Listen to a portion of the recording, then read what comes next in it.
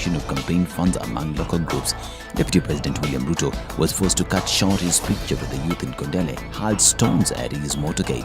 The DP, who proceeded with its tour to Homa Bay County, met with the youth in the region and condemned the act in Kondele. I am asking my friends, the leader of ODM, please let us not use our children to throw stones and cause violence. These young people deserve jobs and an atmosphere to work. They should not be misused. We hope that as we approach the 2022 general elections, there will be political tolerance for every other group.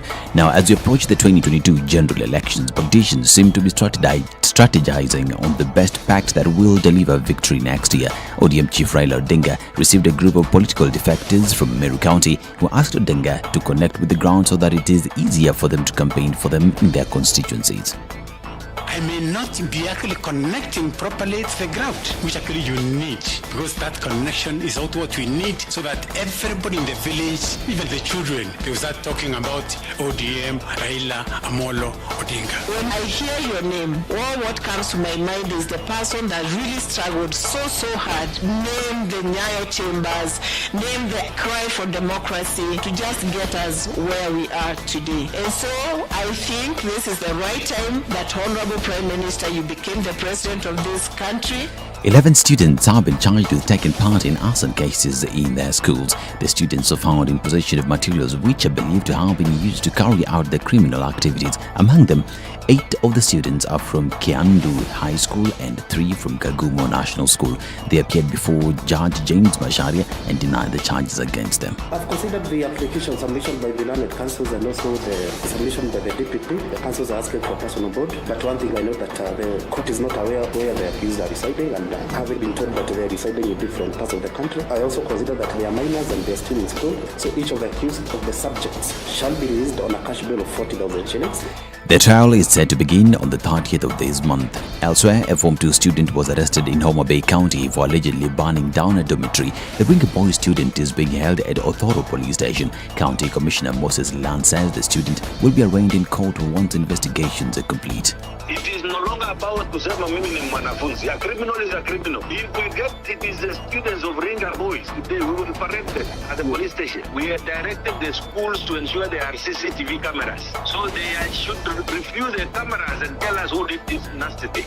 The incident comes as 2 Form 2 students at the school were hospitalized after inhaling smoke in the tragedy.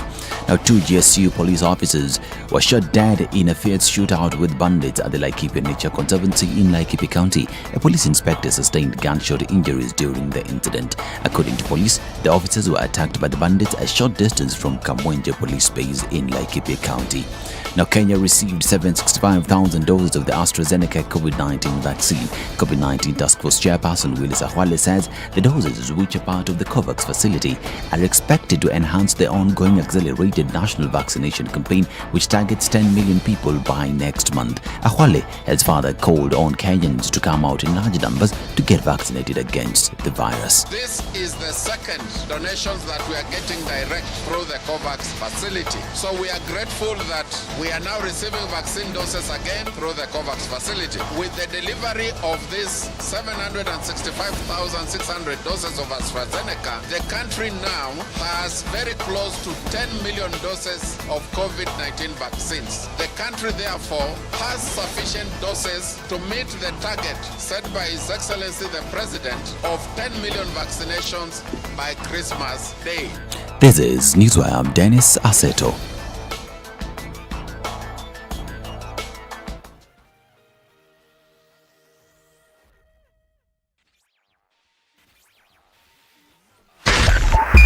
SpiceFM, Nyeri.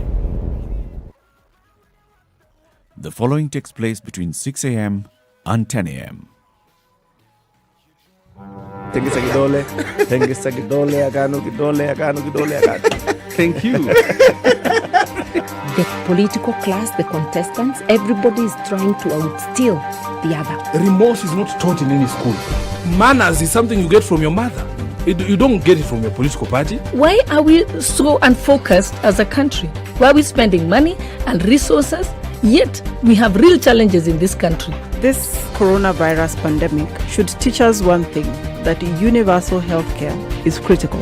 Because at this point, whether you have a medical card that covers you, it doesn't matter. It doesn't matter. This is the 87.9 Spice FM, Mombasa.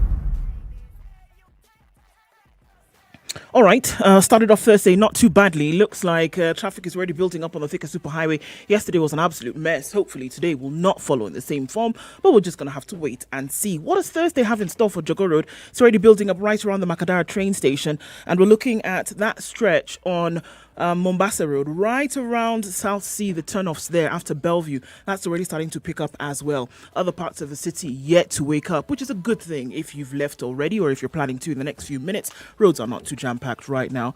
Good time for planning, wouldn't you say? Let's have a look at what it looks like in a short while, but for now, it's a good time to be on the roads because you'll get where you're going in record time. Being careful as well. Talk to us through the morning on SpiceFM KE on Twitter. Text on 40127.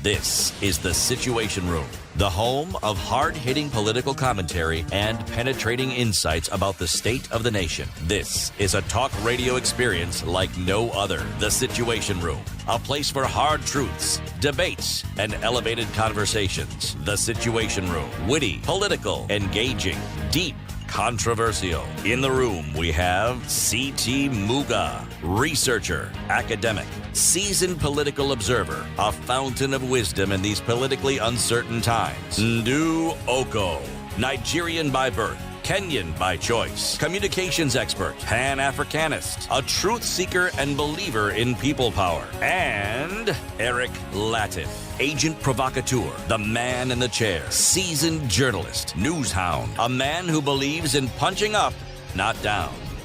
This is The Situation Room, the only way to start your day. To you. How are you doing? Welcome to Kenya's biggest conversation on this 11th day of November 2021, 11/11/21.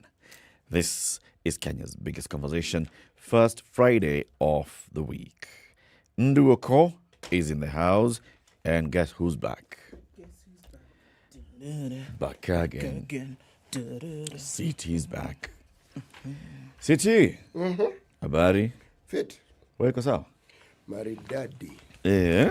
Sauti ndio saa zingine naenda kombo kidogo, lakini hiyo ni tu hali. Yes. Sauti si yako? Actually, that is the whole point. Na kuna mtu amenilend. It's mine. Si yako? Personal. Itumia vile unataka. Yes, so I am really well, thank you, and I thank God. Yeah, right. Tulikumiss kusema ukweli. Ati? Tulikumiss. Menimiss, eh? That's very good. Kumiss ni mzuri sana. There was mismentation. Misment. Yes. Okay. Ndu? Yeah. How are you? Fine, thank you. Good morning. Good morning. Yes. And yourself? Good to see you. Asante sana. We missed you. Did you? Yes. Who's we? Eh? Who's we? Yes. You and City. Yes. No, all of us. Look, thank you very much. Yeah, it feels good. Yes, because this isn't a royal we. No, just a simple native we. Yes. Meaning many of us. Thank you. It's good to know that when you're not there, you will be missed. Yes. Yes. Wewe iko fine? Mimi niko sawa. Okay. Kabisa. Welcome to Kenya's biggest conversation. A lot of things have happened in the last 24 hours. We'll be reflecting on that and also many things that have been happening in our daily lives on a daily basis.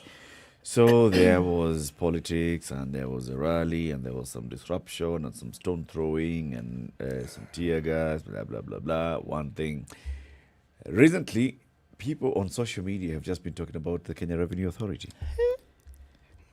They're coming for you. Because Kerry said, we are doing surveillance, and there are people who are living large, and yet, when they file their tax returns, zero. They are indicating that they are living in the church compound. Next to the rat. Next to the rat. Yes, makes sense. If you live large, nothing remains. So, so KRA should look again. Yes, they've seen live large. Yes. Empty coffers. Empty coffers. Church mouse. It's the result. Yeah. So we'll have somebody from KRA today. They released a statement yesterday saying, we really want to thank the Kenyans on Twitter because of all this awareness that's taken place, we have seen a dramatic jump in the number of tax compliance certificate applications. People just going to check and regularize their tax status. So a manager from KRA, who is in charge of digital tax division, will be with us at 7. And he'll tell us, what are you guys planning? What exactly are you planning? Today is Thursday. It's hashtag Justice Thursday. We'll have a conversation with a judge of the Court of Appeal, the Honorable Agnes Mulgore, who will be here. She's the chairperson of the committee that looks at performance of judicial officers. So we'll look at, okay, so what exactly do you look for? When you tell us that this station performed exemplary well, what does that mean? Right. Yeah. What are the parameters? Yeah. Okay. Who determines? How? Unachotewa ngapi? Let's begin the conversation as we always do with the COVID-19. We received some new AstraZeneca vaccines yesterday. Fancy numbers. Remember yesterday when we were told, somebody said, look here. I was waiting for the second AstraZeneca vaccine. I've not been able to get it. 765,000 are the numbers that came in yesterday. And so that's a good thing. We heard Dr. Hwale telling us yesterday also that, look, with all the vaccines that we received in the country so far, it's going to be very possible then to meet the goal of the president of 10 million vaccines in December 2021. You know how you were saying maybe they didn't mean December 2021? Dr. He Hwale reiterated and said 2021. Many times during his address yesterday. Okay. He said 2021. So have no fear. Hwale is here. Of course. Okay? According to Dr. Hwale, we're in April. That one. That one's a bit deep. So the possibility is there. December. It's 8 months away. Okay. Yeah. So we've got so far 9,763,410 vaccines in the country. And of that number, 5,751,332 have been administered. So there is adequate supply of vaccinations in the country, people. Go out, get vaccinated. This is the message. It can be done. All right. We're seeing at the same time that Kenya is to open Pfizer COVID vaccine to school children and looking at the importance of that, saying, you know what, it's time that we started to vaccinate children, being able to mix in this whole petri dish of illness and flu and et cetera. And so Pfizer would be able to do this for us. At the same time, there are conversations happening in the United States where so far 11 million children have been vaccinated, and people are coming up to say, you know what? Absolutely not. I am not going to vaccinate my children. The risks outweigh the benefits. And, let's just continue the way in which we've been continuing before. It's actually the grey areas outweigh what is unknown outweighs what's known. Exactly. We do not know. We do not know how this can potentially harm children. So instead of just going ahead like a herd of sheep, there are very many parents who are saying, nope, sorry, keep it to the adults. We're not vaccinating our children. Forget about it. So those are the conversations that are currently happening on the western side of the world. Now, the Germans are saying there's a problem here. A record rise prompts warning of 100,000 deaths. One of Germany's top virologists has warned that a further 100,000 people will die from COVID if nothing is done to halt an aggressive fourth wave. They're in the throes of the fourth wave right now. Case numbers have soared in Germany, and Wednesday registered its highest rate of infection since the pandemic began in Germany, 40,000 cases in one day. And Christian Dorsten says, we have to act today. This is an emergency situation. Doctors in the intensive care ward at Leipzig University Hospital warned the fourth wave could actually be the worst yet. A woman in her 20s had just given birth. Her baby is fine, but staff say that they don't know whether she will survive. She is coronavirus positive. The state of Saxony has the highest 7-day infection rate in Germany at 459 cases per 100,000 people. The national rate is 232. It also has the lowest uptake of the vaccine at 57% of the population. And of the 18 patients in the COVID ward, just 4 of them had been vaccinated. So, the western part of the world is going through it once again. And it's very interesting to see that the CDC had said, this what's happening right now is going to happen. Exactly what they said will happen is happening now, because God was let down here and there. Insistence on vaccination then was not as strong, etc., etc., etc. We pray for them. It's 17 minutes now after 6. This is Kenya's biggest conversation. The live stream is up. SpiceFM KE on YouTube, on Facebook, and Twitter. Are you online? We are online. Say hello to us and let's connect as we get to know where you're tuned in from this lovely Thursday morning. Good morning. Let's take a look at the weather forecast for Nairobi and for wherever you are, and then we'll be looking at the newspaper headlines shortly.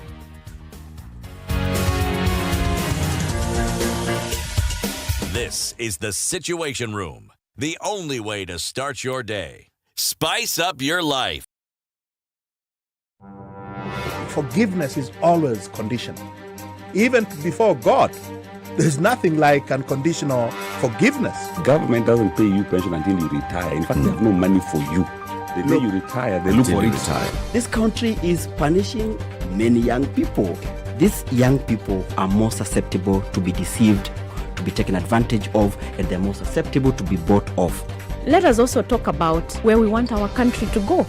You know, we are a population of very young people. We're in a state of capture. The judiciary is under duress. Parliament is in the pocket of the executive.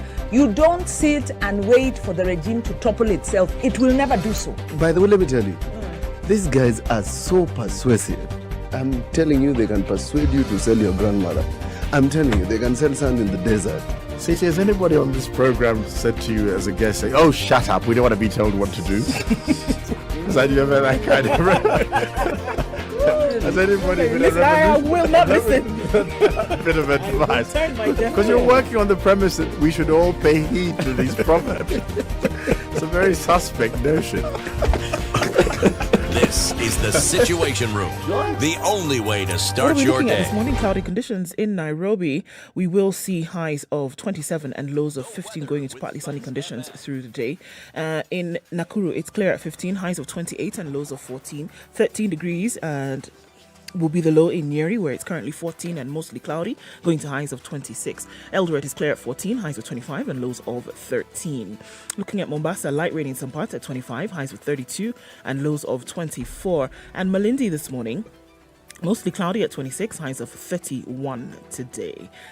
Out in Kisumu, clear conditions at 20, highs of 31 and lows of 19. And Kakamega is clear at 17, highs of 30 and lows of 16. Kampala is clear at 20, highs of 29 and lows of 18. And Dar es Salaam, light rain at 25, highs of 32 and lows of 24. Clear conditions in Johannesburg this morning, highs of 27 and lows of 15. While Lagos is partly cloudy at 25, it'll go to highs of 31 and lows of 24. It's partly cloudy at 24 in Kinshasa, highs of 32 today. Out in Paris, below zero, that's what we're looking at. Freezing conditions, -1. Highs of 10 and lows of -1 today. Cloudy conditions at 12 in London, highs of 15 and lows of 12. Beijing is sunny at 11, highs of 12 and lows of 2. And New York clear at 12, highs of 18 and lows of 6 today.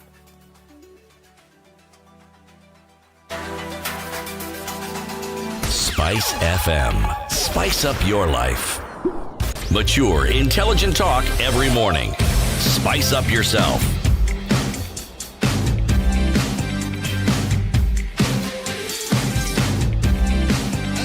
Mornings done right. 94.4 Spice FM, Nairobi. After 6, who's online? Ole out Leon Ongiri. At who? Leon Okay. Ongiri is tuned in from Nakuru and says, hello. SpiceFM, CT Muga Ndu Okoh, Eric Latiff, good morning. Tuned in from Kiambu County.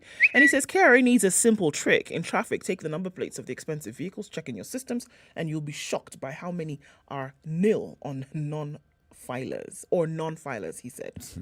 Shh, don't tell people that. Okay, Charity Minor says, good morning from Nakuru. Ben Apudo says, good morning, currently in Kalalani, Mariakani, Kwale County. Ooh, that's a tongue twister. Kalalani, Mariakani, in Kwale.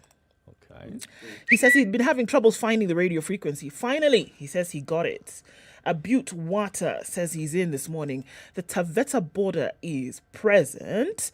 Vincent Ogutu, Busia County this morning. Peter Kimani says, good morning. Good morning from the farm in Juja at the Kilimambogo View.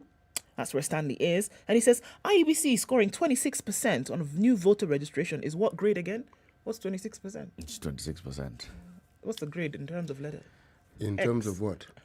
A to F. You get 26%? A. You're below the radar. It's not even the alphabet. You know, the pass mark, we have to start from. Pass mark Our pass mark is 10% when it comes to IEBC. Oh, I see. Oh, okay. I see. I was using the wrong marking scheme. Yes. I laugh. Rascal Shia says, good morning. This tuned in. And Alex Wajamil says, good morning. Listening and tuned in loud and clear. Karibuni Sana Kilamti. Welcome, everybody. City? Yes. Where are we going today? Cumberland. I did say that, didn't I? You did. Yes. Please forgive me. Those who speak this language, you come from the region, forgive me, because I am going to do an injustice to the language, but let me try the best I can to say. Please forgive me. Ona ukambita kino kiyandika mwongo. Lies. Val is laughing. She knows what you've just said. And she's like, no way. You didn't just say that. All right, let me say it again. Ona ukambita kino kiyandika mwongo.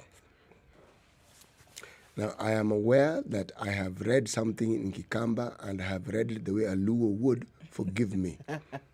Now, let me read the English translation. Whatever insult you hurl at me cannot be inscribed on my back.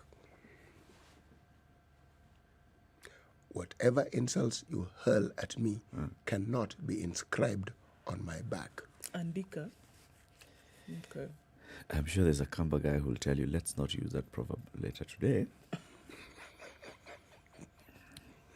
Because there's a word that you've used there that you should not read on air.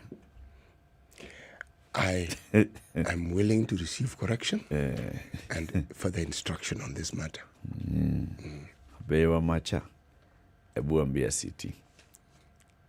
No matter whatever insult you hurl at me, it cannot be inscribed. It cannot be inscribed on my back. Or even in my back, for that matter. Inside or outside. Sorry, it won't happen. Don't matter. Yes. Don't matter. Okay, let's look at the newspaper headlines. Standardmedia.co.ke is where you get premium content. And what do you get? You get a free Sudoku. You get free crossword puzzle. You get access to 10 days of Standard Media. What? Archives. What's in the papers? Quite a lot this morning. Where do I start? Let's start. The beginning is usually a good at place. The very beginning. Start at the top. IEBC shocker for Uhuru, Ruto and Raila. So there's a shocker apparently. Shocker axe or shocker, the English word? Shocker, the English word. Okay. Chebukati rejects nomination rules and sends 89 political parties back to the drawing board. It's a big flop. Jubilee Party, UDA and ODM amongst those that failed the test. Primaries, lack of clear guidelines on how to identify aspirants for posts. Recourse, some did not state how they would address malpractices. Who signs? Failure to sign signatories for the nomination certificates. So they're saying all of you now who are doing this supposed business, not happening. The Electoral Commission has rejected nomination rules submitted by dozens of parties because they violate the law, exposing how primaries are bungled and subsequently compromise the general election. Last night, IEBC Chairman Wafula Chebukati confirmed 89 parties submitted nomination rules, but after a review, the Commission found that none of the political parties has fully complied with the requirements of the law. Political parties are notified that the Commission will issue a certificate of compliance to parties whose nomination rules are compliant with the prescribed regulations. However, Nomination rules that fail to comply with the requisite regulations shall be declared void and rejected. Consequently, the affected political parties will not be issued with a certificate of compliance and shall not participate in the 2022 general election. Dun, dun, dun, dun. President Kenyatta's Jubilee Deputy President, William Ruto's United Democratic Alliance, and Mr. Raila Odinga's Orange Democratic Movement are among those whose rules were found incapable of guaranteeing fair nomination. In areas where a party enjoys massive support, the party ticket is hotly contested, as whoever secures it is almost guaranteed of victory in the elections, which informs the importance of fair nominations in deciding the country's leadership. Previously, the Kriegler Commission that investigated the botched 2007 elections cited rigged party primaries among a series of electoral missteps that made it impossible to hold credible polls. So, Chebukati is basically saying, if we don't get it right at this point, then what we are seeing in the future is a bungled election, essentially. And if we're going to go according to the law, then we will see that many things were out of order in the initial processes. And it will be very easy then to call the result of an election later invalid. So, go back to the drawing board, get your house in order. If you don't, you will not be able to participate in the election 2022. Some of these parties are not new. No. Like ODM is not new. Jubilee. ODM is participating in its what election? 2007, 2013, 2017. This would be the fourth one. This is the fourth election that ODM as a political party is getting into. You would assume that the nomination rules that they had presented in the previous years to IEBC would be the same, save for maybe one or two upgrades. So there would be a couple of questions.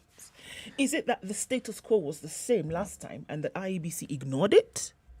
Or is it that the IEBC had told them the same thing last time, and they didn't comply, and we just went into the elections? And said continue? Just, or that this time they're putting their foot down and saying... We are tweaking boxes. Yeah. They've been given 14 days and or they're saying political parties are saying, the IEBC is saying political parties are not obeying the law. But Wafula Chebukati should know the law is equals political party. So that's a mathematical formula, is it not? Yes. There's no way that if the law equals political party, then the law does not follow political party. It should be the other way around. The law follows political parties. Not political parties follow not political parties following the law. He should know this. He's given them 14 days. To do what? To comply. Comply with what? The law. But the law is the one that should be complying. Okay. These political parties have been in existence before this law. Wow. Yeah. So the law should amend itself. Is it that IEBC is trying to flex its muscles a little bit? It is, but I don't think there's anything new that they're doing here. No, it isn't. And that there's anything big that they're going to do even after the 14 days. They say that IEBC will issue compliance certificates to political parties whose nomination rules are compliant with the prescribed regulations.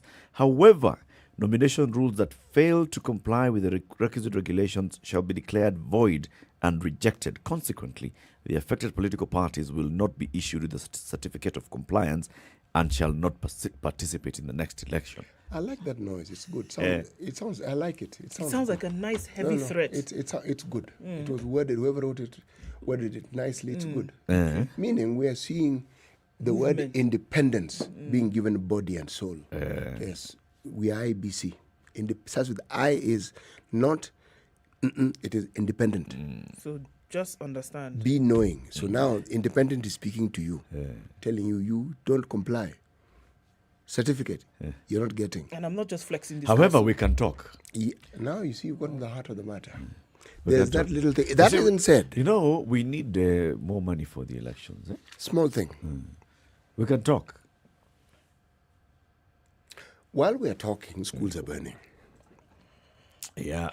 You know, let's take a break and then we talk about the schools. Break is good. Yes. It's 6:30. This is Kenya's biggest conversation, the Situation Room. Let's take this break, see how the roads are looking like now, as opposed to how they were looking like 30 minutes ago, and then we will look at more newspaper headlines.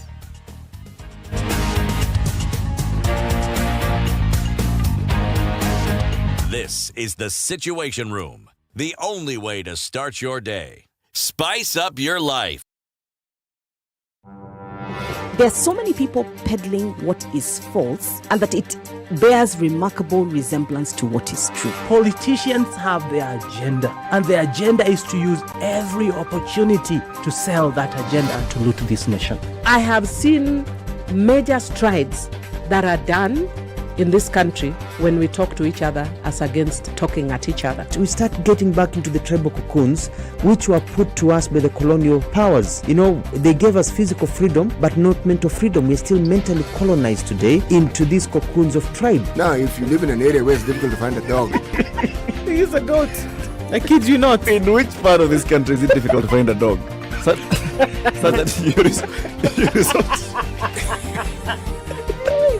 Afande umbo yako iko na nini umba special.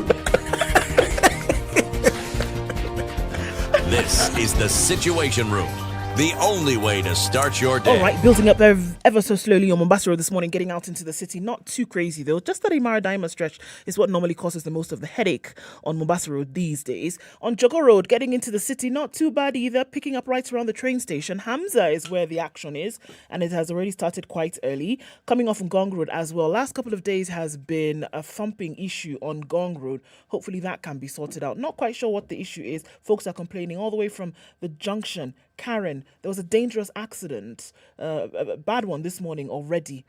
The Thika Superhighway has said, good morning Thursday, with we bring tidings of traffic and gifts of jam. That's what she's woken up to this morning. So let's see what it has in store as we go about. Others haven't decided to bring us those good tidings just yet, but we're just going to have to wait and see. SpiceFMKE on Twitter is how you can get in touch with us. Let us know what's going on in your neck of the woods. Text on 40127. Spice FM, Malindi. Mature, intelligent talk every morning. Spice up yourself.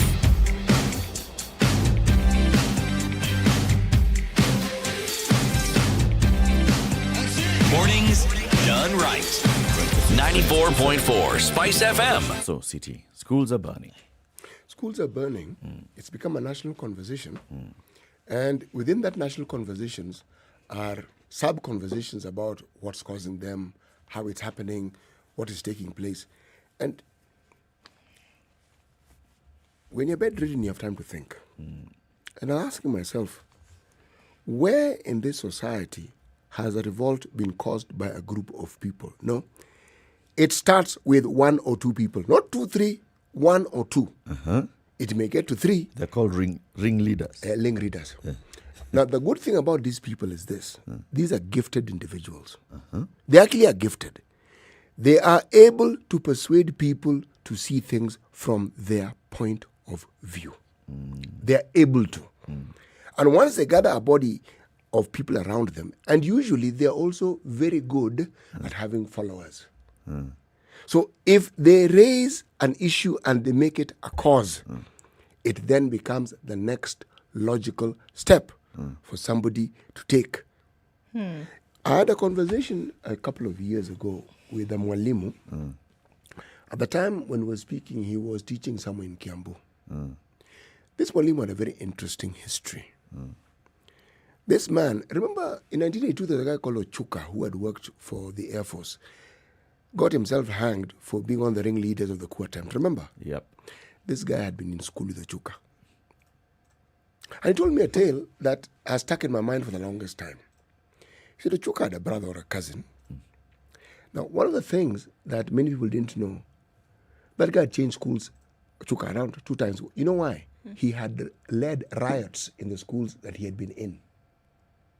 He eventually finished school, but he had been known. He was the sort of persuasive guy who could actually get students to say, we're not doing this, and the school suddenly finds they have a problem on their hands. And you can bring it down to this guy and his brother or his cousin, 2 people. He was a revolutionary. He thought that way. He was a change agent. Yes. And he wasn't going to let an opportunity to bring about change go by. Now, joins the Air Force, look at how he evolved. we talk about levels not changing sports. We don't really change. We have students, all students across the country. There are individuals in our schools who are criminal elements. They are there. The students know that they are the ones who keep pulling stunts. They're the ones who keep doing crazy things. Somewhere along the line, the body of administrators who are called teachers have failed to pinpoint these budding troublemakers. They exist. The signs are always there. And it's not that the talkative ones or the ones who are considered hard-headed and argumentative. They're just argumentative. There are people who are given to profound mischief. Or there are people who just know their rights. Knowing rights. And they know how to preach those rights to others. And yes. Now, there is a point at which you're not preaching rights, you're preaching mayhem. Yes. No society on this planet allows it because they know the consequences. Yes. Okay? When they're pointing out a wrong, which is definitely a wrong, you can understand it. But these fellows don't stop at pointing a wrong. No. They then create their own wrong. Now, what we're looking at is the domino effect of the copycat effect, where everybody feels it's like a badge of honor to have your school burnt. Yes. It's like, and in this day and age of social media, can you think of how quickly that message of burning the school becomes fairly effective and becomes, strange it may sound, a badge of honor? Of course. As we burnt our school. Imagine. What did they think? We're on the list. And I can go back in history or time when students would perhaps pick it a little bit, make a bit of noise, not have breakfast, do the other. Walk out. There was an incident that alarmed me then because I happened to be a teacher. Some students burnt the library. I thought, library? Imagine. Library. And that's the place people depend. I said, no. This is a new element that has entered. This conversation of student protesting, something new had come into the arena. What we're seeing is the evolution of it. And we are seeing the inability. We have units that deal with terrorists in this country. Yes. They don't wait for you to cause terror. They figure you out in advance. And then they monitor you and they sort you out. And then, they nip it in the bud. Now, you tell me you are in a school. Are you telling me a trained teacher who's interested in their students cannot pick up a troublemaker? They can. Yes, they can. And are you telling me? The community can. And that's why the other day when we were talking about this, we were saying enablers. Yes. Willing or unwilling enablers. Yes. How do we get to a point where there are teachers who obviously know this thing? They know. But they keep quiet. Completely. They enable. They enable. Why are they keeping quiet? Why is a teacher keeping quiet, knowing full well that this is a troublemaker? What we can say, fellow students will keep quiet because, you don't want to be the one who was called, who's branded a rat. You don't want to, But a teacher, you've got authority over this student.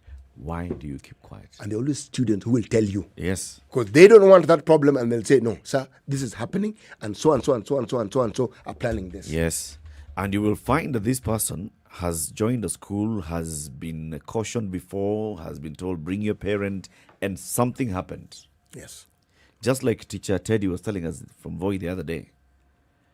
He's a guidance and counseling teacher.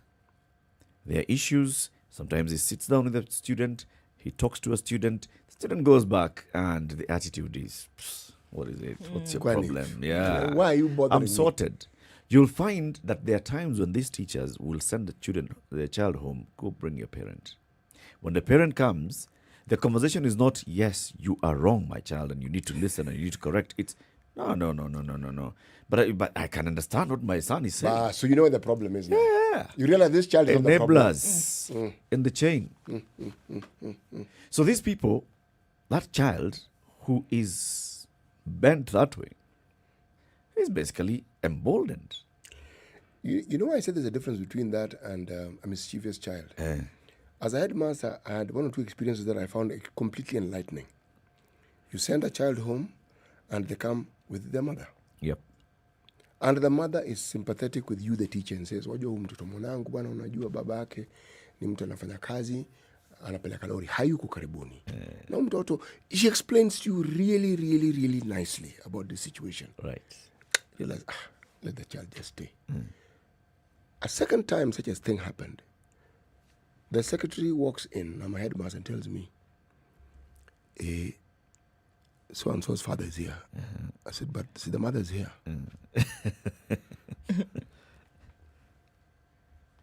I walked out of the room to talk to her. When I walk back in, the boy's mother is not there, and I look, she's running towards the gate.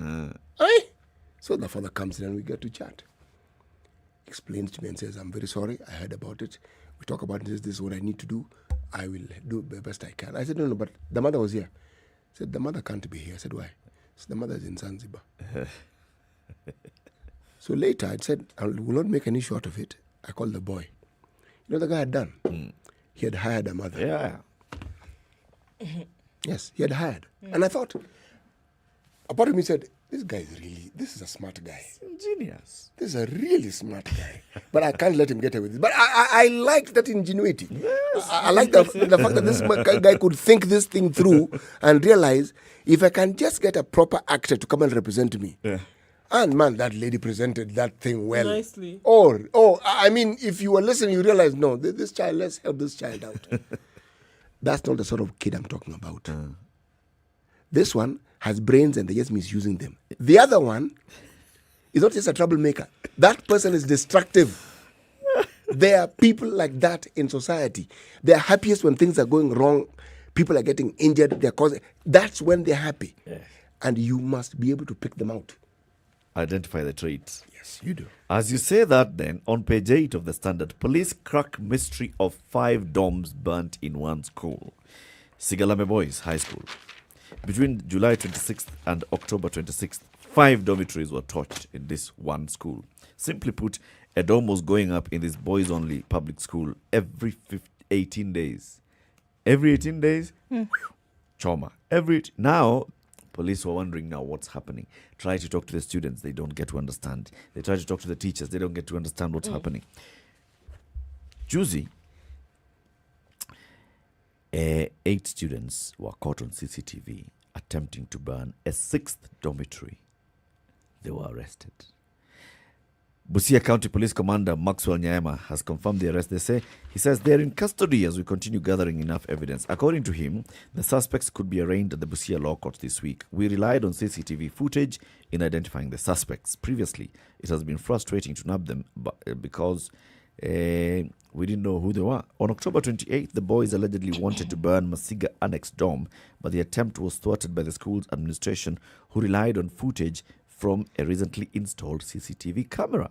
The suspects were handed over to the police. Earlier, the police had recorded at least 47 statements from students, teachers, and people living near the school.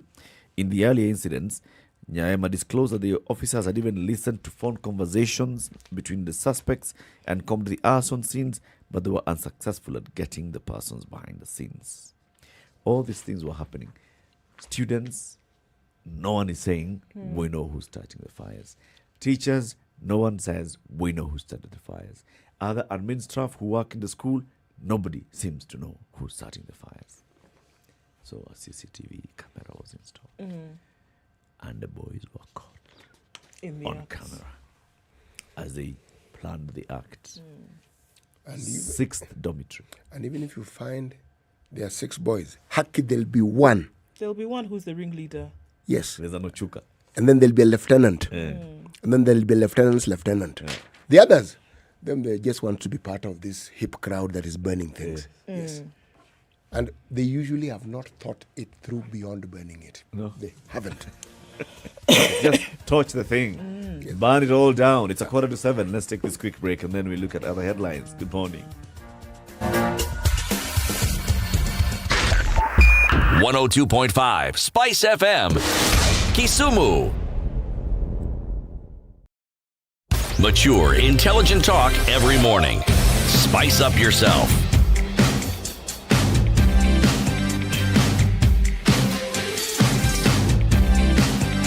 Mornings done right.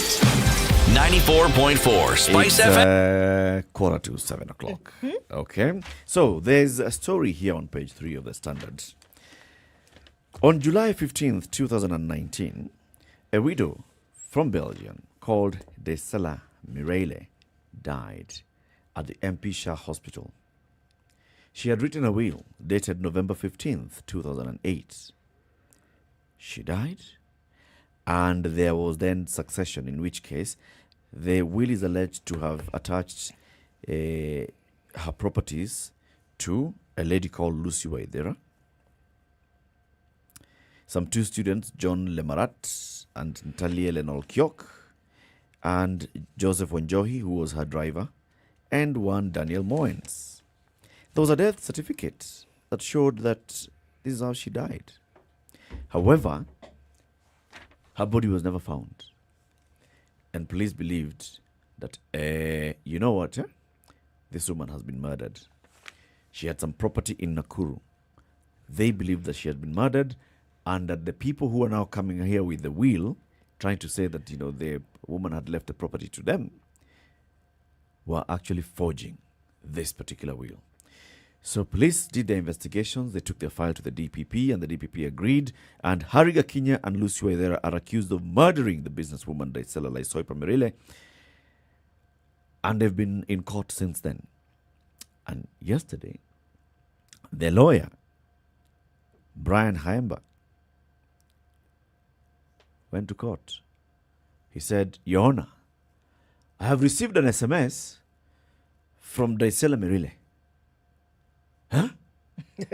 Yeah. Mm-hmm. She tells me that she is alive. The person who's said to have died has contacted me, confirming that she is alive. It's important to note that her alleged dead body has never been recovered to date. She first contacted me in April, saying she's alive, and she contacted me again yesterday. According to the lawyer, the woman told him that the accused are innocent and they should be released, but refused to disclose her whereabouts. He asked the court to suspend the murder trial and the matter be referred back to the investigators, the DCI, to ascertain if this woman is alive. We've been talking about people dying and resurrecting. There was a case of the one in Karen the other day. Yeah. Now this one. People are in court. They've been accused of murdering her. The lawyer is saying, but where is the body? In fact, this woman we've been talking. And he is sure that the person who has been talking with him is this lady, because I can also pick up the phone and say, him is convinced. That's why he's saying, now let the investigators go. I can give them the information I have. Let them go and find out. So suspend the case meanwhile. That's what I was going to say. So in the meantime, what happens? Hold on, because we cannot be asking you to adjudicate over something where it's supposedly murder. There's a question whether this woman is actually dead. Maybe not dead. After all, when she supposedly supposed to have died, there was no body. So how then did they determine she was dead? That's it. The death certificate was issued. I'm asking because I don't understand. How do you issue a death certificate and there's no dead body? Yeah, what are the circumstances that would lead you to issue a death certificate? That's really what I'm asking. See, someone must have died, and you were able to, and they have to see, right? Please remember that the person who's claiming that the woman is alive is a person who's defending the people who came with a death certificate. Mm-hmm.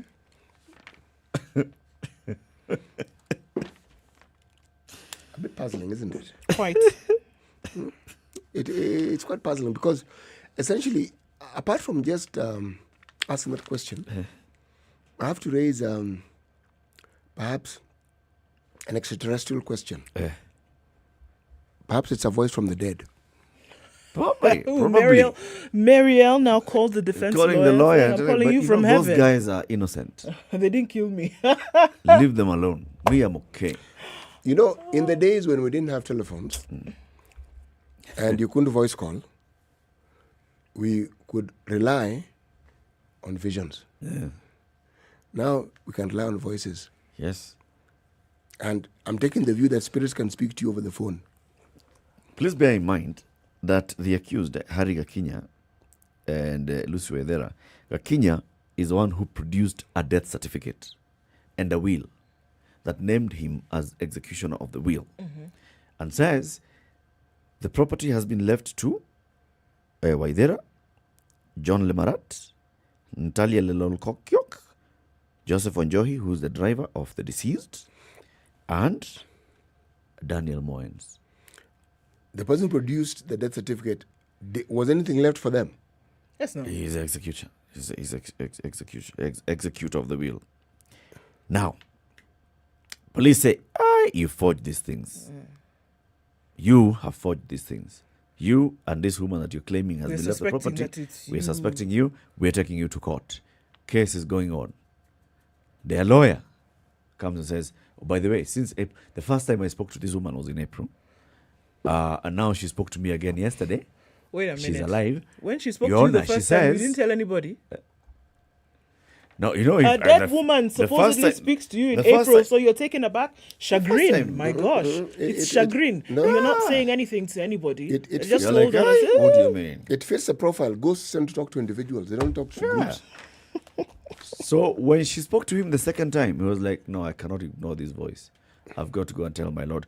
My Lord, Justice Daniel Ogembo, I have received a phone call from this woman. She says she's alive. In fact, she's not dead. In fact, is that not cementing the case against the prosecution has on this one? That you forged documents? Yeah. So if one of the charges brought against you was forgery of documentation and this woman is still alive, so many would have said, perhaps the defense lawyer should have shut his trap. You should have just kept the voices that were speaking to you where? In your head. What are you basically saying? Are you therefore telling me that indeed your client is guilty of at least one of these charges? Yes. Should have kept quiet. Your celestial experience should have been kept in your head. No. This tale is a little more twisted than that. Or he could also come and say, she left her death certificate. I don't know. Bro, now you've taken it. It's completely stratospheric. She the one who forged her own death certificate. You know, the last time we had something this convoluted was when the late Dr. Okoh died. Because according to the report, there are a series of events, each of them improbable. Fact, helicopter was seen, body thrown from the helicopter, dropped down, had been burnt. Seen by Hertzboy. Yeah, now, sequence of events. One got the impression that what this guy did, first of all, was he burnt himself, then shot himself, then got onto a helicopter, then went up and then dropped down. Now dropped you're thinking, himself. How, even if you change it doesn't matter how you change that sequence of events. Even if you shot yourself first. My friend, even if you shot the helicopter down, you just change that sequence as you see fit, okay? Every scenario is improbable. Now, here we are talking about something which is... I actually want to ask, maybe if there was a report in greater detail, the investigating officers would say the reason why we picked up these two was, and why we thought this was forged was because of this, and the other, and it's based on this that we decided we are arresting them. But when it said they arrested them because the thing was forged, that's vague. You don't know.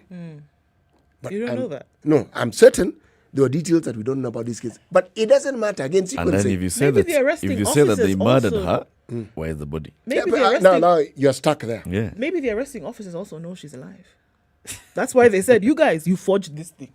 Because they know she's not dead. You know, the thing about being Kenyan is this, whether it's by choice or otherwise. Stop it. I see you from far. You suddenly realize, wait a moment. Something's going on here. You know how it is, you have a plot within a plot. And then other people figure, so this is what's going on. Clearly there's money involved in this whole situation. Yep. And in this country, the moment there's money involved, there is nothing clear. There'll be drama. There's nothing beautiful clear story in this about one. Drama. Yes. So, anyway, Ndu, final story. Kenyans borrow 1.34 billion shillings every what? Every day. 1.34 billion. As guys or Uhuru? After 1,000 is 100,000 is million is 100 million. 100 million. 10 million. 10 million. 10 million. There is 100 million. Then there's even 500 million. There's even 600, 700, 800, 900 million. There's 1,000 million. Then there's billion. 9 zeros. Billion. On top of that, we borrow 1 billion point what? Is a 3.34. 1.3 billion shillings is borrowed every day by Kenyans, not the government. As Fuliza has gotten 700,000 new customers, borrowings from Safaricom's overdraft facility rose to 1.3 billion daily in 6 months to September this year, as economic hardships pushed 700,000 Kenyans to register for its Fuliza service. So now, the telco disclosed yesterday that the value of disbursements via the service hit 242.6 billion shillings in 6 months, up from 149.4 billion that had been disbursed in a similar period last year. The jump in overdrafts translates to 1.34 billion shillings daily borrowing between April and September, a 62.4% rise when compared to 830 million in a similar period last year. As an additional 700,000 customers have now joined the service to send the total number of daily active Fuliza users to 1.7 million. This came on the back of KCB, M-Pesa and Mshwari, which are the other Safaricom-linked mobile loan products, posting declines in the value of loans and number of users. The decision to tighten lending on these platforms that are owned by 2 listed banks has seen many Kenyans who are distressed by the negative effects of COVID-19 flock to Fuliza. Both NCBA, which owns Mshwari, and KCB, which owns KCB M-Pesa, have a stake in Fuliza together with Safaricom. In August last year, NCBA and Safaricom increased the minimum sum to be borrowed from 500 to 2,000 to reduce defaults. So, people are borrowing on a daily basis, indicators of very many things, wouldn't you say? Economy is taking a hit. Folks are needing quick access to credit that they can do things quickly with. No, it also just indicates that technology is really helping Kenyans. That what is helping Kenyans? Technology. Indeed. Because we are not talking about 1.3 billion shillings borrowed daily and not repaid. No, this is repaid. It is repaid. The system is set up that repayment is automatic. Yep. Yeah. So repayments are taking place. Mm-hmm. That then tells you that people need this money on a daily basis. It's just cash flow and all. So technology is helping people get access. It's working. To money that they need on a daily. So you need money to do this and the other. You go to a shop, you use Fuliza, you pay for it, you go, you trade, you come back, you pay. And I was also told the intricacies of this thing, people have figured and mastered it really well. Traders, small time, even medium size. You borrow in the morning, you do your business, you make your profit, you return in the evening. Good. And this is Fuliza. This is it's even because it also shows that the KCB M-Pesa loans that were now doing very well for small businesses, they've dropped in the year. Yeah, tells you there's something. There's something, and people are apparently very diligent with this thing, especially those who need some float to sort out business during the day. Yeah. By midnight they've paid back. Tomorrow morning, repeat the process. There's something, I'm just going to make it a sentence, that is happening in Kenya. You know this innovation I'm talking about? You know the electric car is not with us. It has been here with us for some time. For a while. Yes. You'll tell us about that a bit later. Yes, I will. Okay. In fact, that's what I wanted to say. Very good. Coming to the top of the hour, let's get the news. It's now 7 a.m.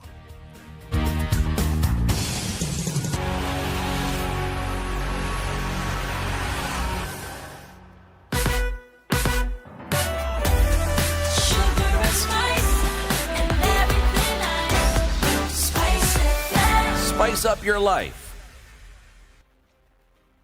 The latest news from around the world. 94.4 SpiceFM.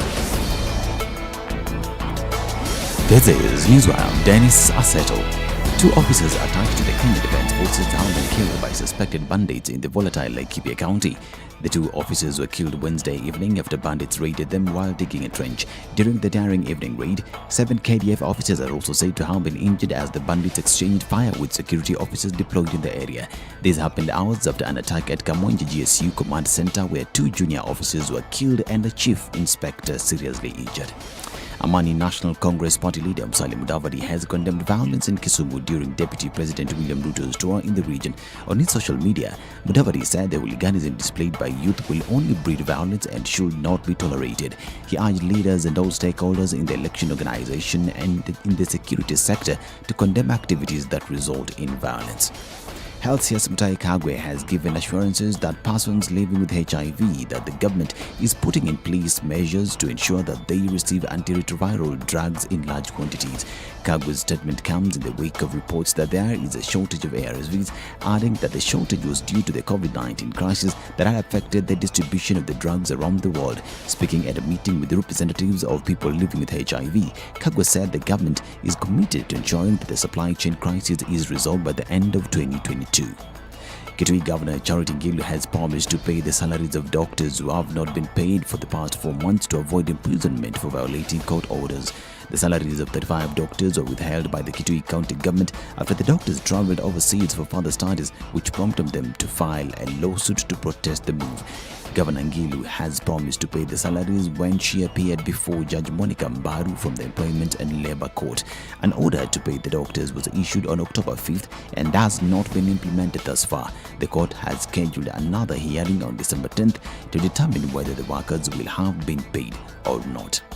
The High Court will tomorrow rule on a case filed by activist Miguna seeking the removal of government order barring him from returning to the country. Miguna has already booked a return ticket to travel to the country on November 16th, which is Tuesday next week. Through his lawyer John Haminwa, Miguna wants the court to find the order by the government illegal, arguing that it violates his human rights.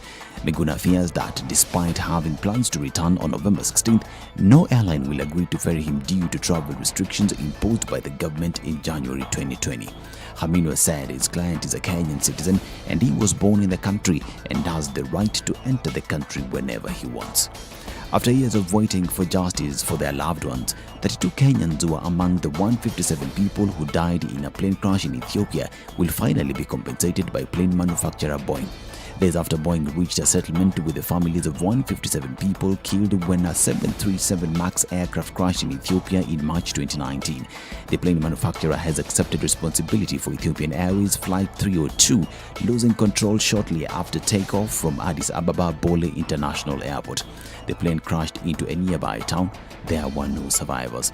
The jet, which was Nairobi bound, crashed 6 minutes after takeoff. A 15-member team of the African Union Peace and Security Council met with senior Somali officials in Mogadishu and discussed the future of AMISOM peacekeeping operations. Tensions are running high after the Somali government expelled an AU Deputy Special Envoy last week. The federal government of Somalia and the African Union Peacekeeping Mission AMISOM have been at loggerheads over a proposed reconfiguration of the 14-year-old peacekeeping force. Under the proposal, more countries would send troops into Somalia to join the 20,000 already contributed by 6 AU members. Now, Football Kenya Federation has launched investigations into an incident involving Kakamega Homeboys and Bandari FC that saw match officials attacked and players involved in mass brawls. A penalty decision in favor of Homeboys in the dying minutes of the FKF Premier League contest sparked protests from the Bandari players, and those protests grew into confrontation at the final whistle. The pushing on the pitch transcended to the rival fans, who clashed on the terraces with the county security guard shoved to the ground at some point. FKF Kakamega County Branch Chairman Alan Mohando said a report on the incident will be published in due course, adding those culpable will be held responsible. This is Newswire. I'm Dennis Aseto.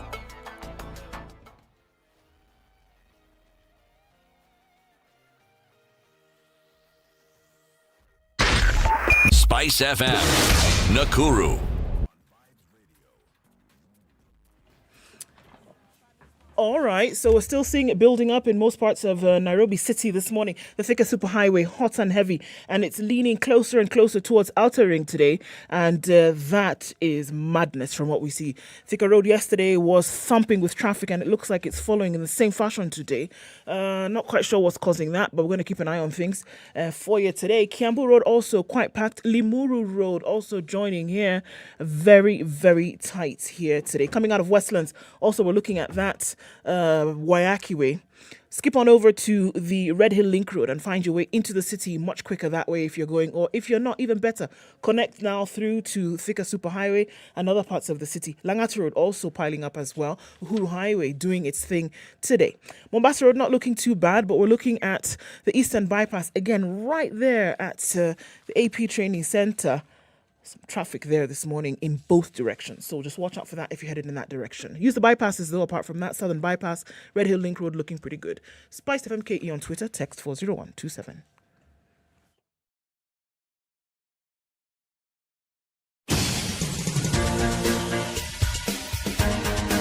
This is The Situation Room, the home of hard-hitting political commentary and penetrating insights about the state of the nation. This is a talk radio experience like no other. The Situation Room, a place for hard truths, debates, and elevated conversations. The Situation Room, witty, political, engaging, deep, controversial. In the room, we have C.T. Muga, researcher, academic, seasoned political observer, a fountain of wisdom in these politically uncertain times. Ndu Okoh, Nigerian by birth, Kenyan by choice, communications expert, Pan-Africanist, a truth seeker and believer in people power, and Eric Latiff, agent provocateur, the man in the chair, seasoned journalist, news hound, a man who believes in punching up, not down.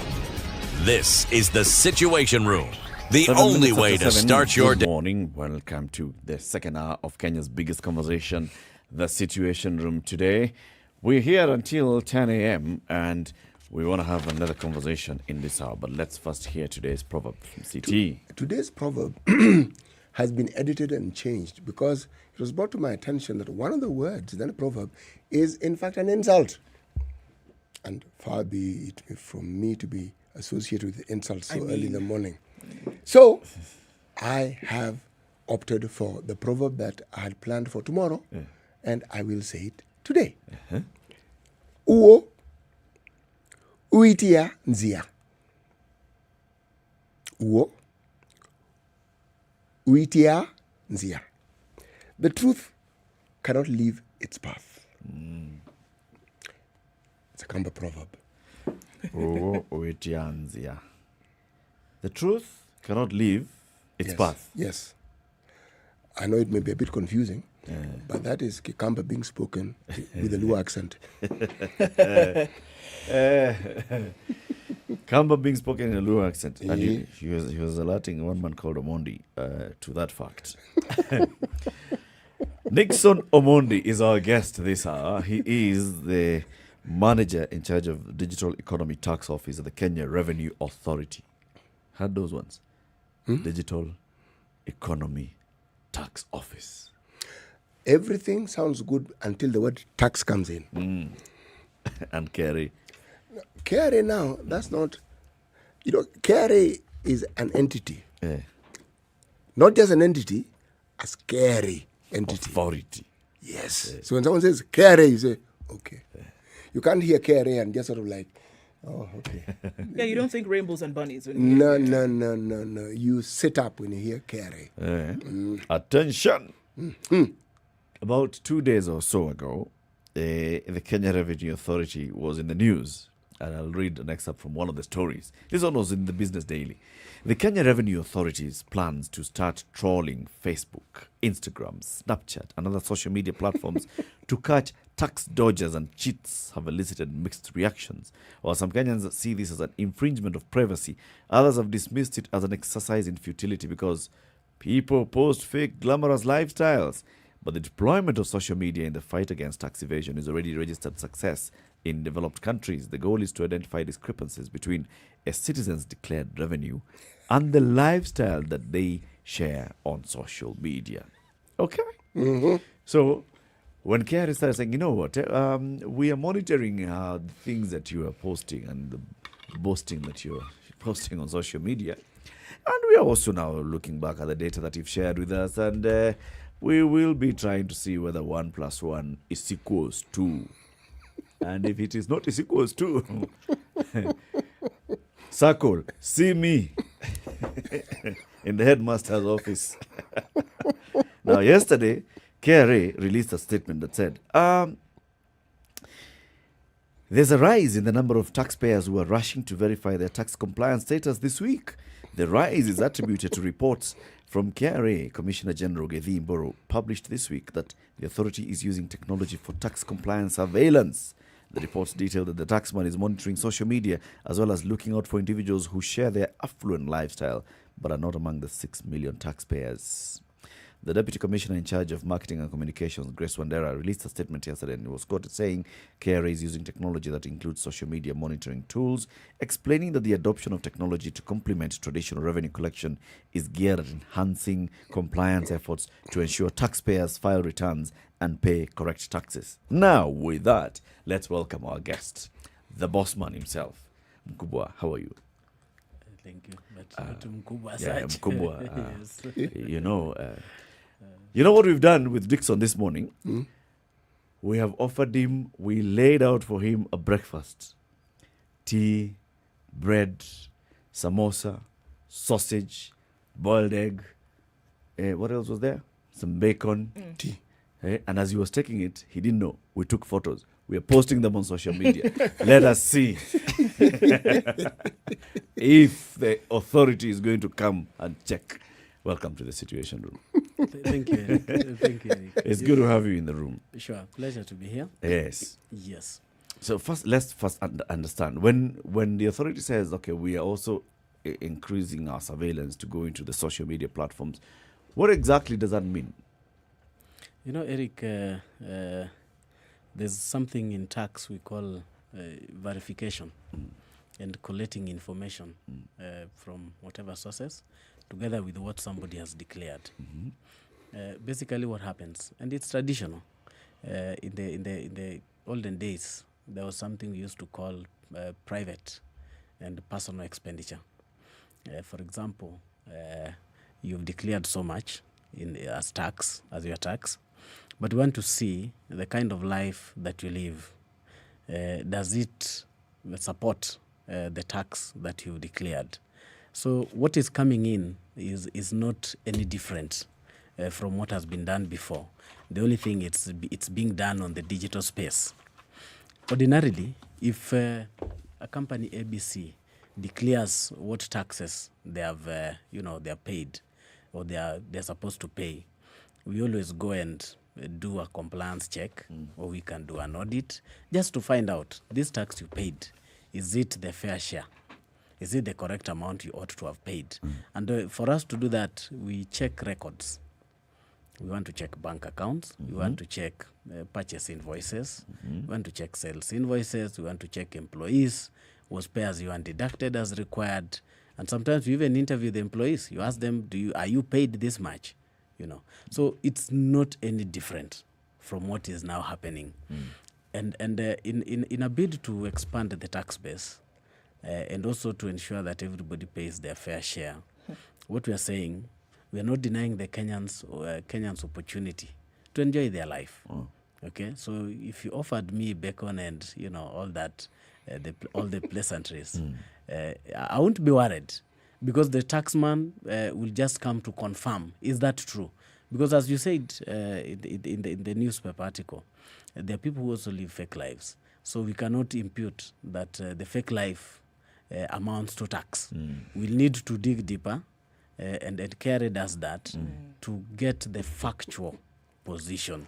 Dixon, yes. Fraud. In as much as you said that things have not changed, it doesn't make it any less uncomfortable for anybody who is going to be the victim of this.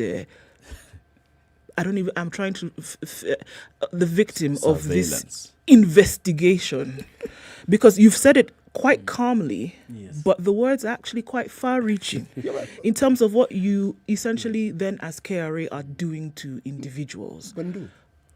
Going into, we want to know, we want to check, we want to confirm, we want to make sure that you're actually telling us the truth. It just seems quite uncomfortable. Invasive? And now, invasive. And so now this is what people are feeling, that you really want to be within the corridors of my life because you're interested in getting the money as KRA. That's what it looks like. But KRA doesn't post those things. No. I'm not asking about what's being posted. I'm asking about the manner in which they're going about doing what they're doing. Yes, but when somebody has informed you they're going to do it, you see, I would have an issue if they're doing it behind my back. Yes, secretly. Suddenly I'm hit with this. But they've told you. This is what they're going to do. Okay, they've told you. So it's not as though They're even coming to shock you in the middle of that to surprise you. You've been told this is how we are going to go about it. I understand the issue of privacy, but I am usually very quick to see the ominous nature of revenue collection. But here, asking, yes, which I'm looking to be answered, yes, is the manner in which you go about this. Do you not see how it can make now folks uncomfortable?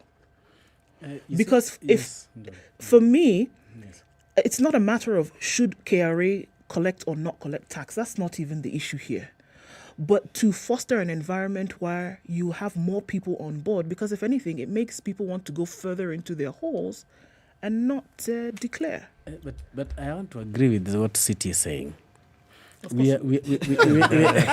wouldn't expect we've given you the information that of course KRA's role is to collect taxes amongst other roles. And we always try to give our taxpayers information beforehand that this is in the offing. Can you, just plan yourselves 1, 2, 3 in a better way so that, you pay your rightful share. And you see the article by our DC, Deputy Commissioner, saying a number of people are now coming forward just to check this lifestyle I'm living, does it mean, something else to the taxman? Are they doing that because they want to know or because they are afraid? What do you think? Maybe it might be both. I actually don't even understand. So you're saying that there has been a serious and drastic uptick of the services of KRA, of coming to check your compliance. Has been very good. Why would somebody be coming to check their compliance? Is it because they're wondering, okay, am I really in line? Yeah, does it mean that just because I posted yesterday something, now I've been flagged by KRA? Maybe that's what people are just checking. It's coming from the point of fear. I don't think it's really flagged. It's because taxes are, even if KRA is trying to simplify the tax system and the government as a whole, there's those other technicalities that still abound in tax. So you might have earned a salary, for example, but you're not sure whether the employer remitted or not. Yes. So what do? The best port of call, come to KRA and confirm, has my pay been remitted up to date? Okay? And if it's not been, then we can take remedial actions towards that to ensure that the employer is compliant, or we get into agreement on how their taxes will be paid. And I want to answer Ndu again on that when we do profiling, you cannot be surveilling the 40 plus million Kenyans or the 50 plus million Kenyans on how they go about their lifestyles. It will be counterproductive. It won't even be optimal. So what happens is we do risk analysis. Okay, check whom do you think you can query, and the law doesn't allow us to do it behind your back. We will tell you, we have your return showing this. We will wish you come forward. We confirm whether this is what you are exactly supposed to pay. And of course, as you come to confirm, we can be asking you questions. Where do you bank? Where do you live? Sort of questions that we feel you'll be comfortable with. And of course, we try to do with a lot of human face. Sure. Yes, we try. You're doing human really face in a digital Until platform. you said that, Dixon, you were starting to. Okay. Yeah, you were doing all Nixon, right. explain this to me. Yeah?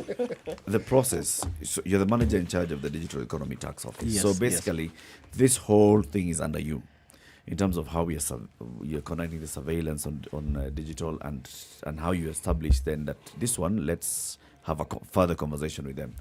So what exactly are you looking for?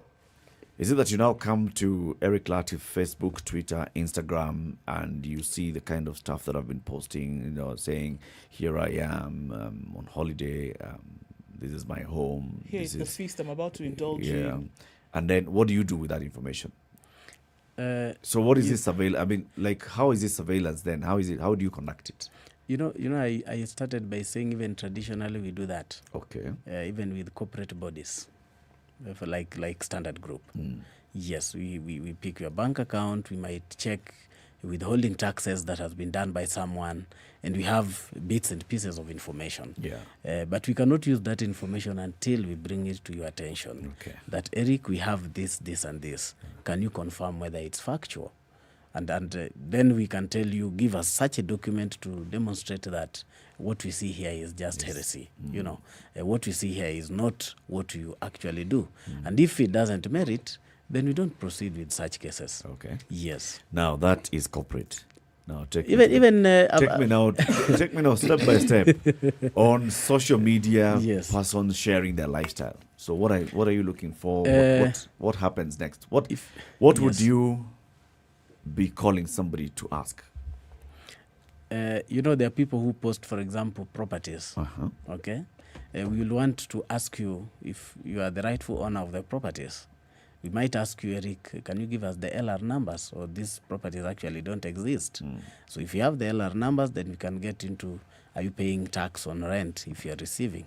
Or if you are a developer of properties, are you paying corporate or income tax on those properties? That is the kind of, questioning that we do. Okay. Yes, we just probe. It's sometimes it's difficult just to have somebody's social media page, postings and raise tax and tell the person come and pay.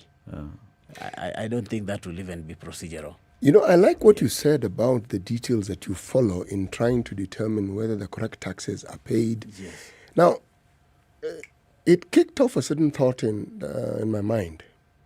So, when you have a situation where somebody perhaps has paid more than they ought to pay. Yes.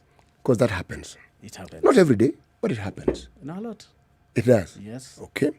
Now, how is it that one doesn't hear of how that money is returned? We do. Actually, we do a lot of refunds. A lot. Okay. And that answers partly what Eric asked. Why are Kenyans coming forward? Because sometimes you might have a refund and you're not aware. When you come to our offices, we show you this is your ledger, because, you can also view your ledger from your iTax page. Yes, but if you are not satisfied, because all of us are not accountants who understand debits and credits, you can come to our office and then we take you through and you realize, so it means I've overpaid my taxes. Then you apply for your refund. And how long does it take before the refund actually gets into your space? Currently, according to the law, it should be 90 days. Yes. Okay. By law, 90 days. Within by 90 law. days, by law. you should receive your due refund. Now, what Ndu is asking basically is, look, and I'm going with that question. When this revelation is made that, we are also extending, and we've been doing this, but we are extending our surveillance onto social media platforms, it's basically saying we are conducting a lifestyle audit, or we're just checking does your lifestyle correspond with the information that you share with us? That is bound to raise some concerns to people.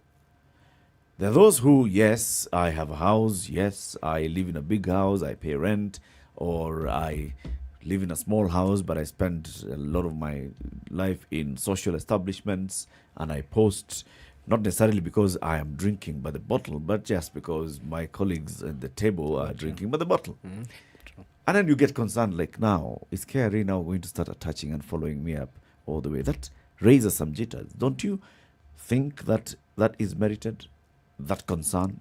I know a lifestyle audit isn't usually very comfortable with the most of people, a lot of people. We don't conduct lifestyle audit per se, because we'll not be asking you a lot of other private issues. We want to stick to tax matters. Okay. We want to check if you showed maybe, for example, you traveled, or you are frequent flyer, as they call it, just Chartered to support. flights. Yes, just support. What is the source of revenue, and was that source probably taxed? And if it's from your salary, what else? It was chargeable to pay as you earn, and you file your return. That becomes the end of the story. So I think some of the people who feel a bit rattled, to us, we feel there are people who have not filed their proper returns. But because if you've been doing your rightful, duty, and or you are not sure and you come forward and you check, so I'm compliant, then why worry? Therein lies the problem. Huh? There's the assumption that people are comfortable with the returns and they even know how to go about making those returns. There are very many people educated, understand they need to pay their taxes, and taxes are deducted, but those details they are not conversant with. I had to get one of my colleagues who's an accountant to walk me through this iTax. Because I went to the site as was prescribed. Every time I went there, I was more confused than when I began. Every time I was, it's a simple thing. I said, there's nothing simple about this thing. So my colleague walked me through. From logging in. That logging in takes you to another site. It's an exam.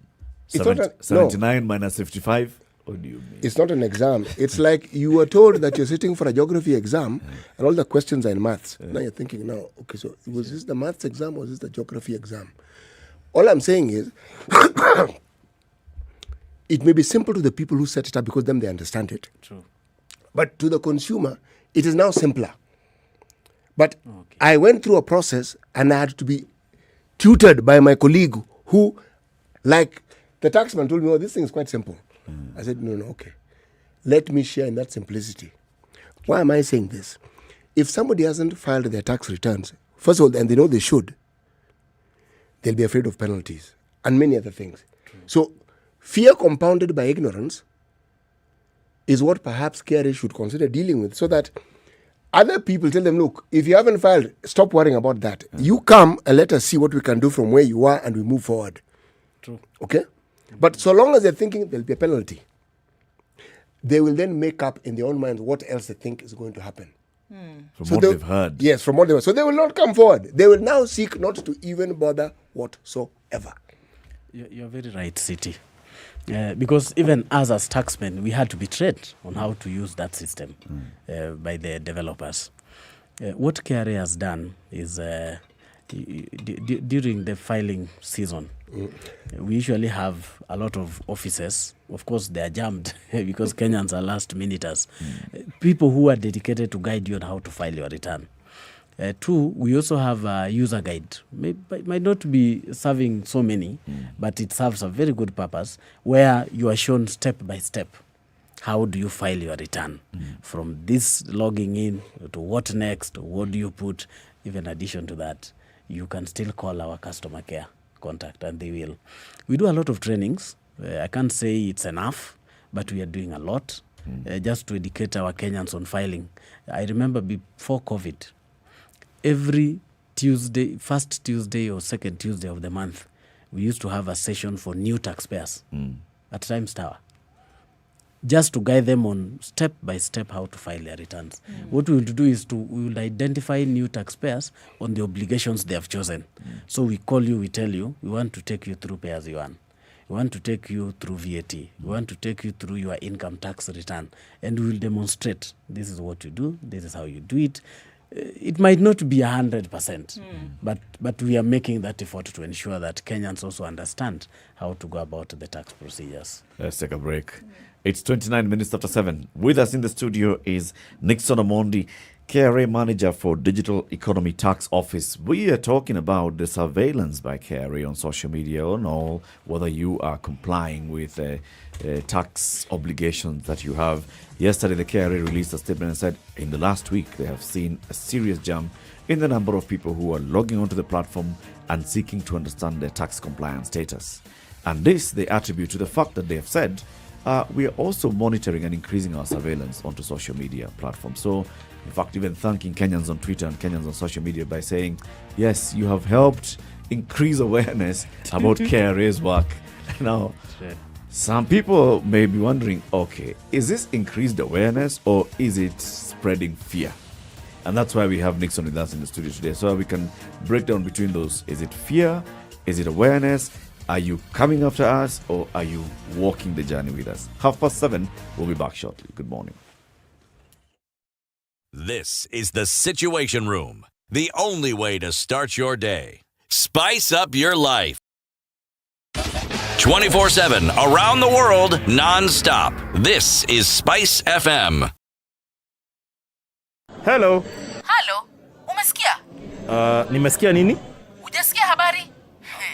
Hebu acha nikuambie. Kile kimetokea. Hello? Hello? Hello?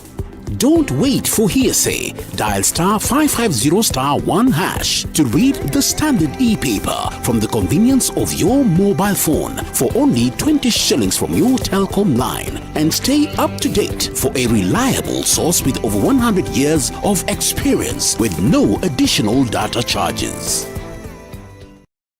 SpiceFM. It's getting hot in here. Oh, everybody steals. It's better a thief who brings something small back. And I say to myself, there's no better thief. A thief is a thief, period.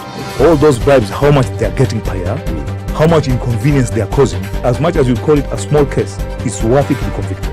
The truth is, we are a tribal nation. Because if we were not tribal, and I want to go back to this, you cannot continue walking around with a mug which is clean outside and it's rotten inside. We have become a Fuliza country.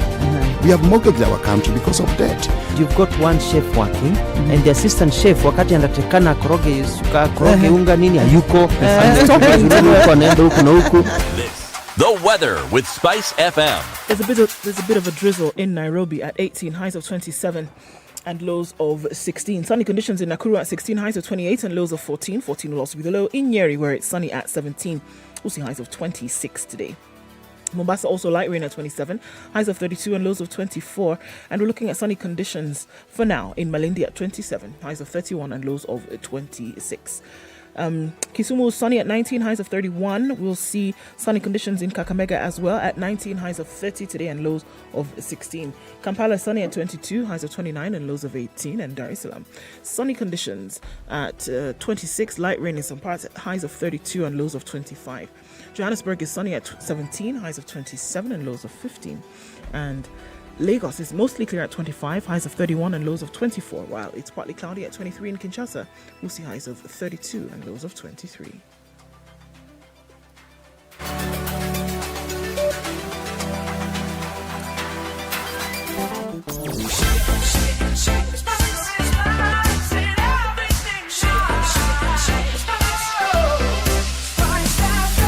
Spice up your life.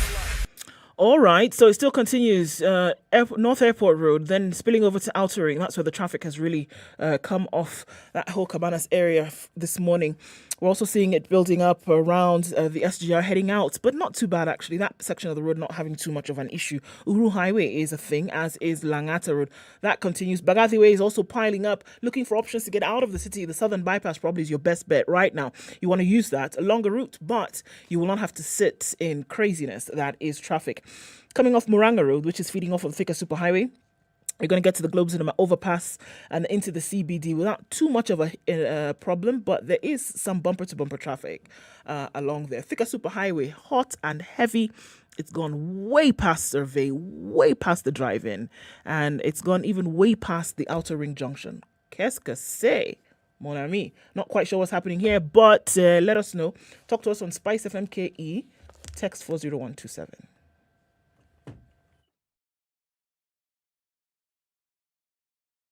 Spice and everything nice, everything nice.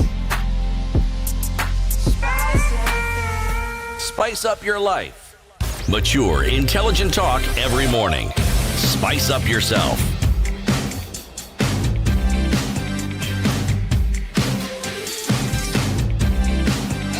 Mornings done right.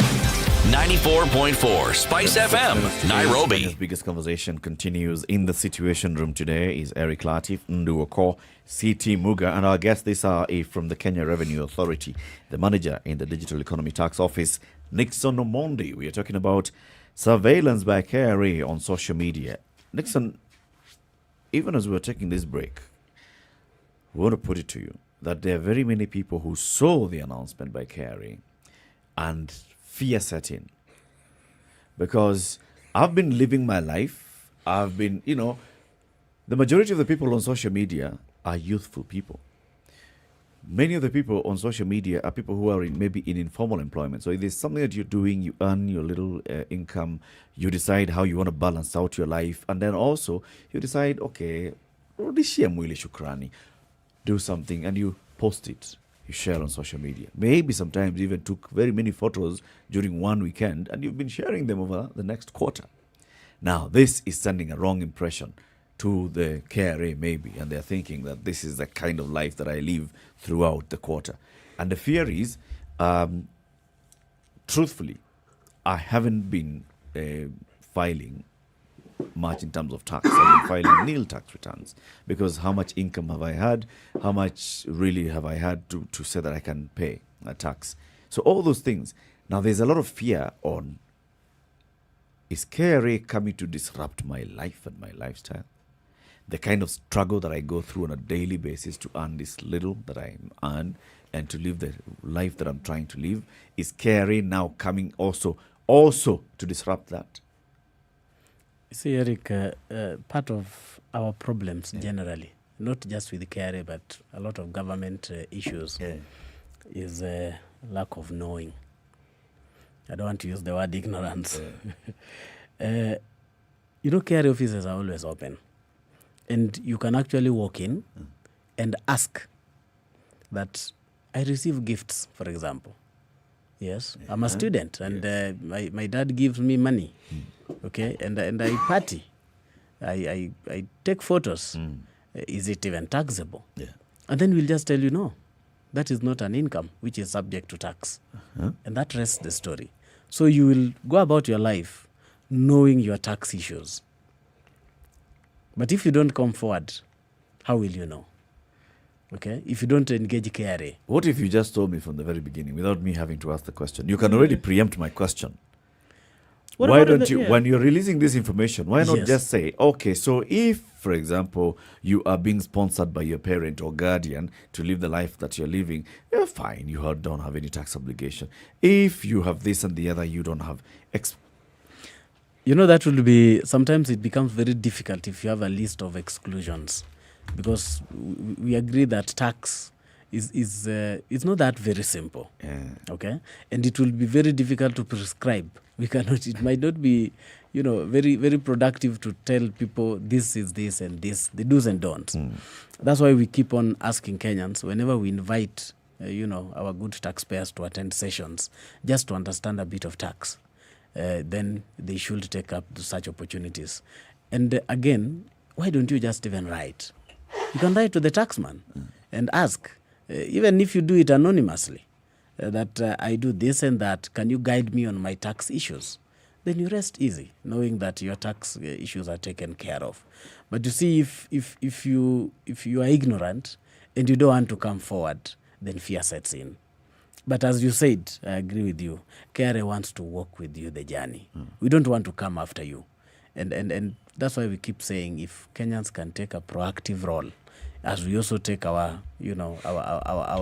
positions in also trying to train and sensitize our taxpayers on their obligations, then I think we'll be able to walk the journey together. The burden lies on you as KRA to collect taxes. True. Right? And we've heard this for the longest time, that the plan or the hope is to widen the tax base, right? Bring in more from the informal sector, make sure that everybody is tax compliant in the country. So the burden lies on you.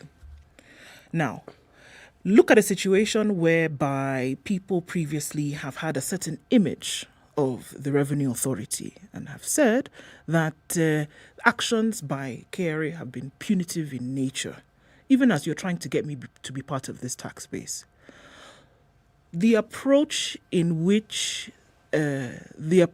KRA has then becomes absolutely fundamental in whether this tax base will be widened. So communication becomes one of those things, and constant communication at that. The assumption that everybody who is already living under a veil of fear will then come knocking on your door and say, this is what I do on a normal basis, could you please advise me, is an assumption that I think perhaps needs to be looked at. Assuming that Kenyans will come, and I think that's what I'm saying, I think the approach, as you're saying, needs to be proactive. It must be proactive on the side of KRA, because you're the ones who are looking to widen this base, right? True. Which, in my opinion, is necessary to do. It is absolutely necessary to do. Have more people contributing, right? Yes. Absolutely necessary. But the approach that you use is vital, and it is what is going to determine whether people come or they hide. I agree with you, though.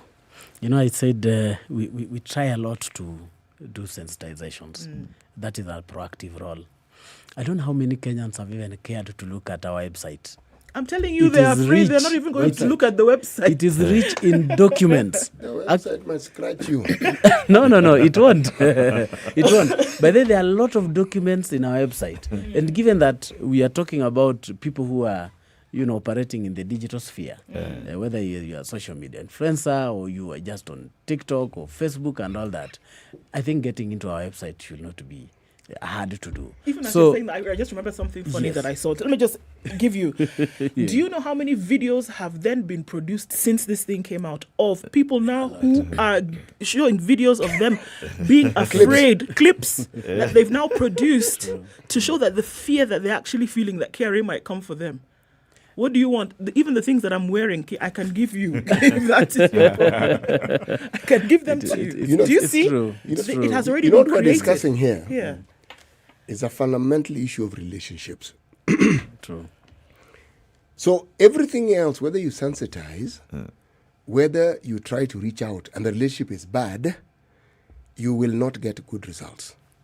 True. Let me ask you, of the percentage of possible taxpayers, how many, according to your books, actually pay tax?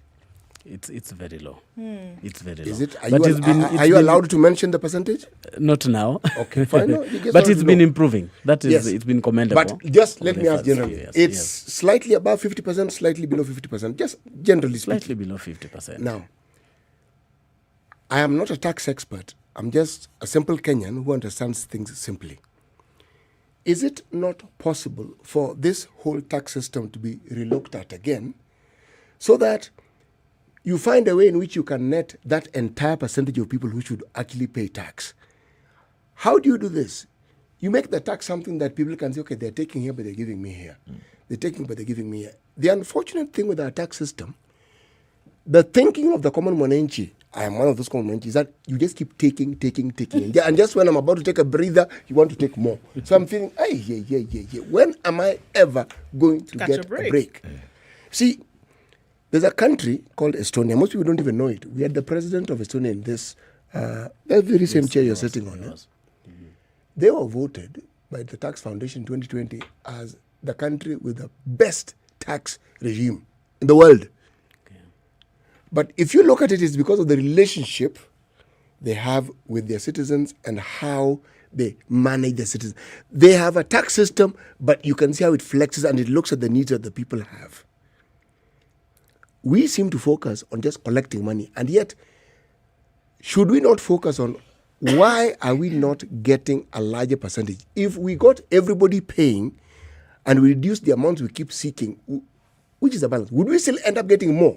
Meaning, if I'm supposed to collect tax from 100 people, but only, let's say, 50 pay, okay? What would I need to do to get at least 90 to pay so that I get more than what the 50 are paying? Because the more people who pay, the more the news goes out that, this thing is, the fewer who pay, the more you get the feeling that these fellows aren't really people you can trust with these things. So that's why I brought it down to relationships. True. I agree with you, Muga. Even as we all acknowledge, we are striving to reach there. In the recent past, a lot has happened. Yes, one, even the way we handle our taxpayers, we can appreciate. Of course, there are those elements that are not still very okay, but the elements we acknowledge have really improved. And then number two, if you look at our laws, the VAT Act that was there before 2013 was a bit very restrictive. A bit. Yes, and that's why we had to modernize it to take into consideration the current happenings. And we're also in the process through our National Treasury to modernize the Income Tax Act, make it simpler and responsive to the current happenings. That said, if you look at the procedures that are available within KRA now, you can come forward and say, I don't have money today, but I want to pay over 2 years. I want to pay over 1 year. And we'll give you an opportunity to pay installments. And that has gone a long way in assisting us to collect tax. We even have now a regime known as voluntary tax disclosure. We are telling you,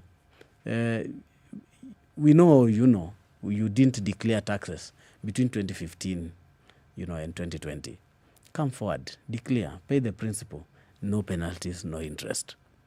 So those initiatives, we've seen how productive they have been. They've been assisting not just to collect tax, but also to enhance the relationship. Because people start feeling, these guys have a human face. It's no longer the stone face that we used to see. So yes, Muga, we are trying to do a lot. Part of it also rests with other government bodies. Because KRA, we don't make the policies and collect. Another body needs to make the policies. Our mandate is to collect, but we can always give an input into the policy making. Based on the situation on the process. ground. I guess it's on that issue of the voluntary disclosure, right? Yes. Where a question here that has been sent to me. Ask the tax guy, for people who have never filed before, can they commence filing without fear? Very true. Please file. And when you file your return for the first time, nobody will even ask you. Nobody will ask you, why didn't you file? We'll quickly pick up your return. How about the penalties and interest for the previous years? So I have been registered under this obligation for the last 5 years, but I've never filed. Now, there are two scenarios. The first one, if it's between 2015 and 2020, you file, pay by, if there's any tax, please try and pay it by December. You get 100% waiver of the penalties and interest.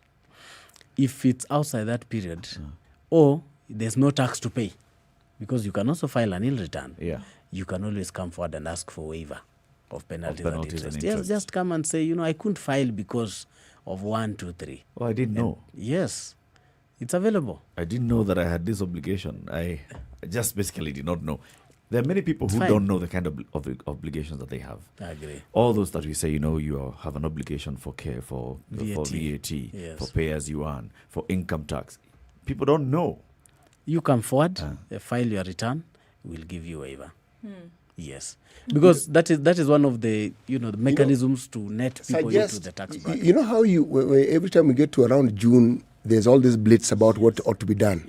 Don't wait for that time. Start before December and all that. Come to us. Just say, come to us with the problems you have. True. The moment you say, filling the form, already you've actually created a wall. True. Form means I have to declare. And then I think of what I haven't declared. A whole myriad of things. Just say, come, let's see how we can resolve the issue. True. And let people come. Let the word go out that, when you go there, they actually help you resolve the issue. Yes, they didn't throw me into a cell and told me to think of the 10 worst sins I've committed before they let me out. No. Yes. And after a while, people realize people actually will come. Yes. For those who may be sitting in their closets right now, I mean, it's interesting because we had a couple of comments previously. Young people who are starting out a business, they're on social media because clearly it has a lot of leverage for them. And then there is this shadow of the taxman hanging over them. What would you say to them right now, the way that they're feeling? Because you may not know the situation on the ground, Nixon, but there is a lot of fear right now. There is. Especially amongst people who started out a business and they've seen it's profitable. They're using social media as an avenue to communicate things like this. What would you say to them right now with the way that they are really feeling? We're not just talking about sensationalism here. This is actually how they're feeling and saying, okay, the very little that I've been able to do, Kerry wants to come for it. What would you say to them? Kerry, allow me to relate Kerry to a doctor. If you are feeling otherwise and you don't go to a doctor, and so that your vitals are taken, how will you know what is ailing you?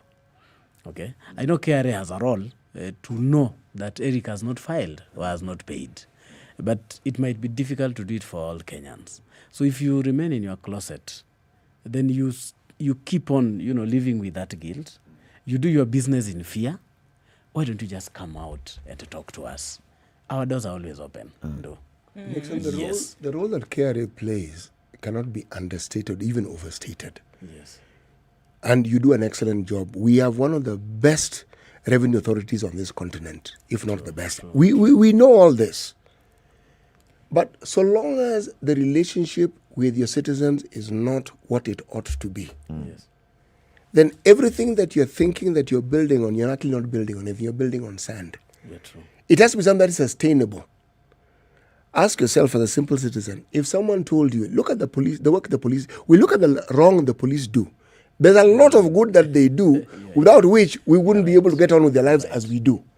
But if someone will tell you today that if you have this matter, you need to go and report to the police station, will you immediately think of going to report to the police station? No. Precisely. It's the last place you want to go to. Why? Because of reputation. And with that reputation, it blocks and obliterates any good that may have come to you through that same service. So in the same way, relationships become fundamental. All these things that we're talking about are all good and well. Why do you think, for instance, the citizens of this country have such a high turnover of the legislators? 75%. Why? Why? It's for the same reason. Relationships. Yes. You elect someone so that they can lie to you for 5 years. Kerry don't lie, but they're scary. Relationships will reduce that scary nature that Kerry has. True, and we're building on that. Quite some work you've done, actually. Yes, actually, there are people who come to offices, and if you hear their comments after, so it was this simple. Yeah. Yeah. Yes. And we believe those are now the gospel spreaders. The kilojoules that guy burnt up even as they were walking to Times Town. Yeah, it is fears you get in, but when you get out, come out and you're like, what was I fearing at the end Yeah, of the day? nothing much. Yeah, so we just ask people to come forward. Tell us have a about conversation. this digital economy tax office. I Yes. mean, a lot of the work now being done and the focus will be on digital platforms, the digital economy. Yeah. There was the whole issue about the digital services tax, tax, and its implementation. There's been the conversation with the OECD about having a harmonized tax regime across the globe. Yes. And Kenya is among those countries that have decided we are not signing this yet, right? True. We are not getting onto this. Why don't we want to get into that international agreement yet? Okay, Eric, I think the whole world appreciates that taxation also needs to move digital. When Kerry government, let me say the Kenyan government, came up with digital service tax as part of the tax on the digital sphere. And then in July, we moved out residents because they're already paying other taxes, similar taxes. So currently it's only on non-residents. Okay. That is the digital service tax. The discussion with OECD. These are like who? Yes. Which the major tech companies that we are aware of. Google, Facebook, yes, and such, Amazon. Yes, they are complying. Okay. That's a good thing. The global discussion started in earnest last year. Of course, there's been a lot of discussions from 2015, but now taking shape in 2020. And if you look at those discussions, they are very technical, and they require us even to remove our own DST. What Kenya and similar countries like Nigeria also has not entered into that framework. What we said is we need to confirm what is best for Kenya. Remember, once you get into it, you are not going to walk into and out of it at will. And we're also balancing with our sovereignty. So as it is now, our national treasury, because it's the CS who will finally have a say on the same, the treasury is reviewing what is it for Kenya. Is it beneficial or not? And then he will make that decision. But of course, we are also assisting in the process as part of the policy-making organs and tax collection. Okay. Yes. So it's a decision that I'm sure soon Kenyans will hear about. We'll get to hear about yes, it. So just for clarification purposes, there was a revision on who is liable for digital services tax. Yes. And this is companies that are not resident in Kenya. True. So people who are doing online business in Kenya, yes, they're registered in Kenya, can continue operating their business. Their taxes are paid in other ways. Very true. This is income tax, VAT, and the rest. Yes. How about those that are not paying income tax? And they're here. Yeah, there is. I mean, I operate my small business. I call it Latiff, whatever, and I'm selling shoes and I'm paying. Yeah. Latiff, this is what we've said. If you're not sure what you should be doing, just come and have a conversation, even with me. Yes. But can you like... And without being victimized. Okay. Yes. It's on a non-prejudiced basis. That's one. Number two, for those who have not filed for the last 3, 4, 5 years, the voluntary tax disclosure is there for them. So take it up before the end of December so that you get 100% waiver of penalties and interest. Can I ask you though, Yes. for somebody who is running a business like that online, selling things here and there, what are they required to pay? If if you are running a platform, for example, and people put on ads and you get some money, for VAT, if your threshold meets 5 million, if you meet 5 million turnover, what you sell in a year, then you need to register for VAT. Okay. If you are not, then you don't. Okay. And if you are not registered, what it means, you are not going to charge your customers VAT. Yes. Okay. But sometimes customers might say, no, I'm registered for VAT. I want you to register as well. So you might end up registering, not because of the threshold, but because of your clientele. Okay. In addition, you need to take care of income tax. And income tax comes in 2 ways. One is turnover tax. If your turnover is below 50 million, then what you need to do is to pay 1% of what you have earned per month. And that's final. You'll not pay any other income tax. But if it's more than 50 million, then you need to do accounts. You have your balance sheet and profit and loss, and then you tax the profits. Was that one not suspended by the courts? No. That's a different thing. Minimum tax is minimum, a different. not turnover. Yes, Turnover is still applicable. Turnover is still applicable for small taxpayers, and it's final. Right. Yes, so it's not like the minimum tax. Let me ask this question though: who determines what, by definition, an SME is? It's our policymakers, because the law, it's the Finance Act is done by the Treasury and approved by Parliament. So I think it rests with Parliament at the end of the day. And we still benchmark it on ILO's understanding of what an SME is. I'm not very competent on that, but I'm sure I know to be a fact. And they consider that an SME is an organization that employs something like 50 people. If you employ 50 people in this country, my friend, you are not an SME. You're a big company. But in tax, we use the turnover rather than the number of employed. Because like the turnover tax is targeting the Jua Kali business. So to according to the law, up to 50 million is more of a small business. I don't know whether it's a SME or an MSME. Yes, something like that. But it's to help you simplify. Because, we feel if you are a small business with a turnover of 2 million and you want to pay an auditor, you want to try and too many things to do. So Nixon, we're coming to the end of this program. Yes. We have the Kenya Bureau of Statistics who also tell us that people who fall into the category of what you call middle class in this country earn something like 25,000 shillings. I'm saying there's a disconnect in the way we table and label these things. And so when you then talk about turnover tax and how you want to do it, it may be straightforward and not difficult to understand. Yes. But trying to understand something simple amidst fear, it becomes you'll mix it up completely. But Muga, maybe as I pen off, a lot of us also don't take a proactive role in shaping the policy making in our country. When Treasury and Parliament are looking at finance acts, nobody sends their proposals. We wait and say, no, why did they bring this?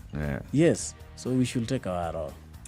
Thank you very much. Nixon Omondi is the manager for Digital Economy Tax Office at the Kenya Revenue Authority. He's been with us, our guest this morning. Come again soon.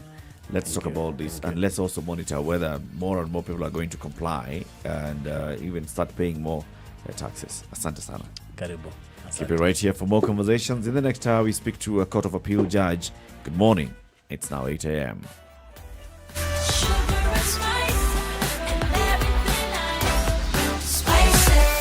Spice up your life.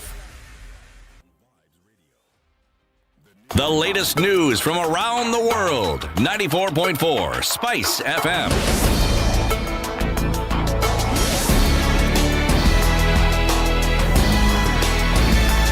This is Newswire. I'm Dennis Aseto. KANU party leader Gideon Moi has condemned yesterday's attack on Deputy President William Ruto's caravan during his tour of Kisumu County.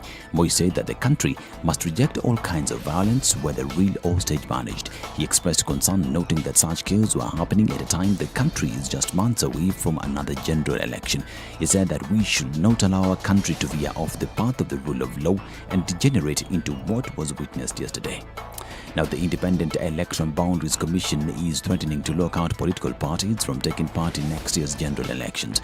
The commission says it will be forced to resort to such an action given that political parties in the country are yet to comply with the nomination rules as stipulated in the Elections Act.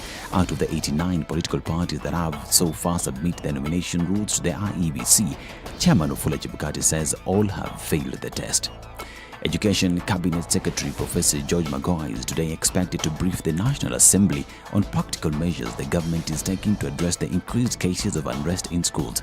This after the nominated MP and former Kenyan National Union of Teachers Secretary General Wilson Sossion requested a statement in Parliament where he accused the government of turning a blind eye to the wave of arson which began a month ago in various parts of the country.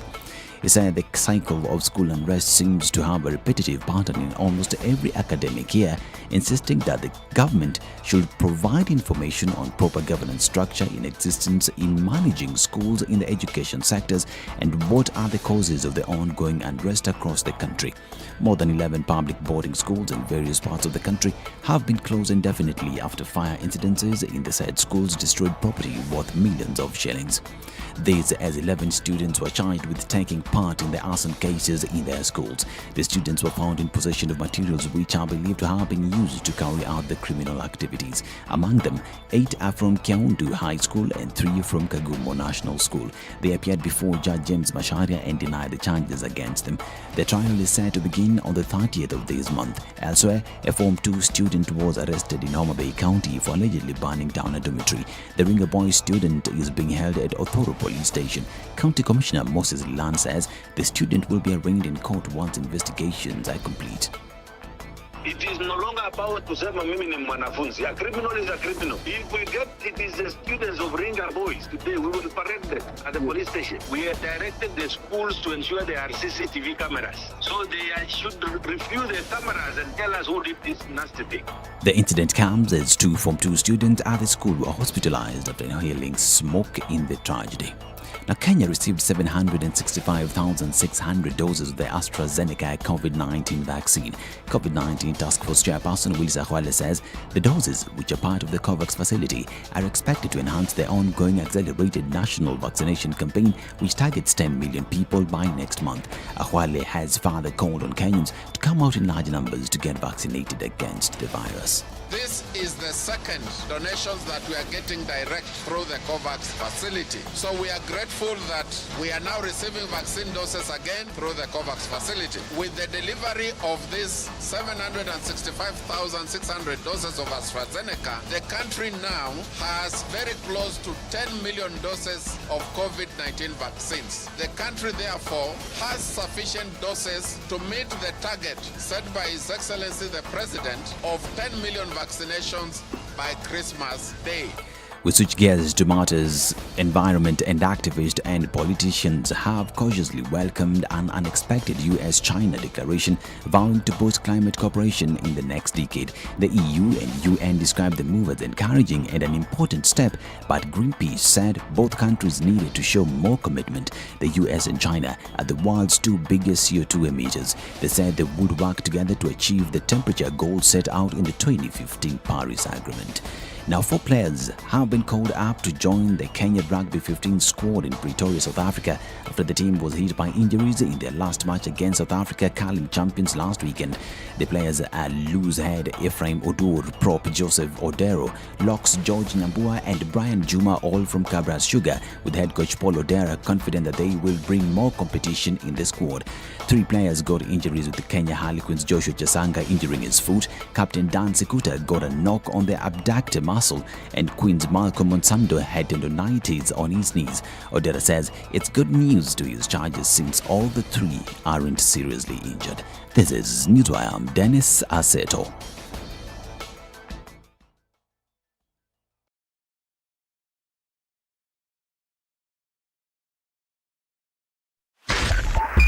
102.5 Spice FM, Kisumu. All right, still building up in most parts of Nairobi this morning. A lot of traffic on Uhuru Highway getting out into the city today. That's actually quite crazy. Ngong Road also, there's been an issue all the way from Karen Junction out towards the city mortuary roundabout. Not quite sure what's causing that, but the melee has been there for a couple of days. Aerodrome Road today, then connecting at the Bunyal Road roundabout. It continues to be a thing as well. Thika Superhighway, still very, very thick this morning. Kiambu Road also in both directions, in and outbound to the city. We're seeing quite a lot of traffic everywhere you look this morning. We're going to try and get out of it without too much of a scratch. Help us out here as well. Let us know what's happening in your neck of the woods. SpiceFM KE on Twitter. Text on 40127. Try to keep things moving this Thursday morning.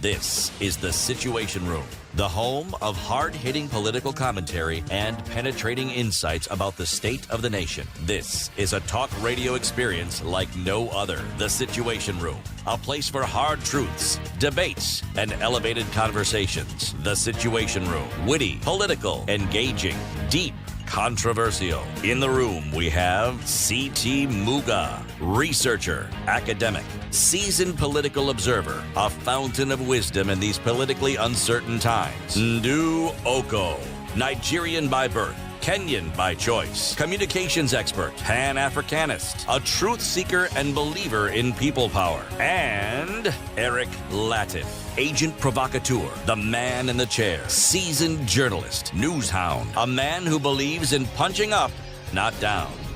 This is The Situation Room, the only way to start your day. This conversation, The Situation Room. Welcome to the third hour of the show. We're here until 10 a.m. every weekday morning, 6 a.m. to 10 a.m. We begin the hour with the day's proverb. It's C.T. Muga. Yes, I have to preface this by asking to be forgiven because I am going to try and read a Kamba proverb with an accent that is clearly not Kamba. Uo uitia nzia. According to the translation, the truth does not leave its path. Uo uitia nzia. Okay. It's all ooh. My friend, you can ooh all you like. But the truth will not leave its path. Indeed. It doesn't matter what I say. It doesn't matter how you ooh. Welcome to Thursday. Everybody who's now joining us on KTN Home, we'll be with you to the top of the hour.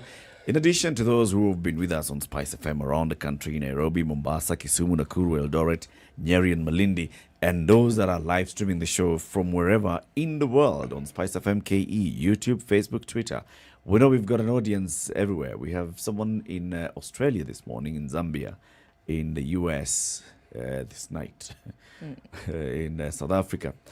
All of you, we're glad that you're joining us. Today is Thursday, and like we said, Thursdays we want to have conversations about accessing justice. It's hashtag Justice Thursday. And we've been having judicial officers and people who work in the judiciary coming.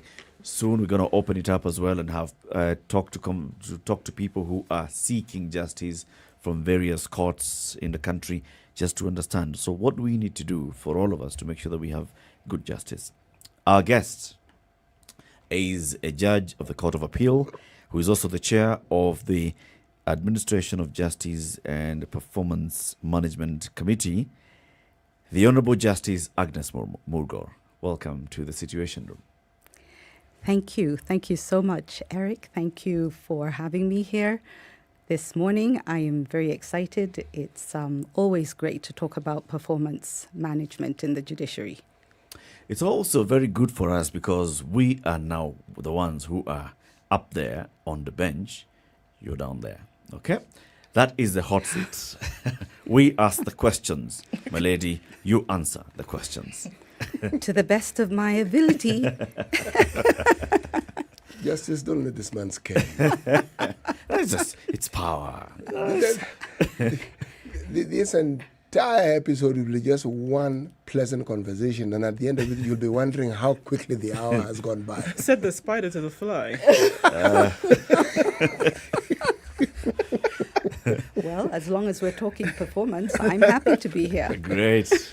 So we will be talking about the performance, like you said, what this whole issue of performance management in the judiciary is all about.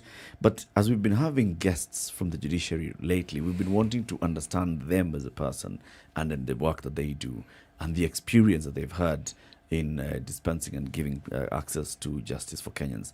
Justice Muga, you grew up in a lawyer's household. You live in a lawyer's household. You know, this has been your life. It's like you were meant to be where you are. Eric, you forgot one bit. In leadership, you are also a lawyer. Absolutely. Yes. Absolutely. All your life, you only know lawyers. Well, if you looked into my background a little bit, there's a lot of other things that I've been doing as well. Yes. But insofar as the legal profession, insofar as law and justice is concerned, it's an area which I'm very comfortable in, and it's an area which I've seen evolve tremendously over the last so many years, especially since the promulgation of the 2010 Constitution. And therefore, from the way we used to practice and the way we would litigate in the courts, to a very great extent has changed, because now we are required to ensure that cases are heard and determined, and that advocates don't file their cases in the courts, and so that the court becomes a store for files that have been sitting there for years and years and years.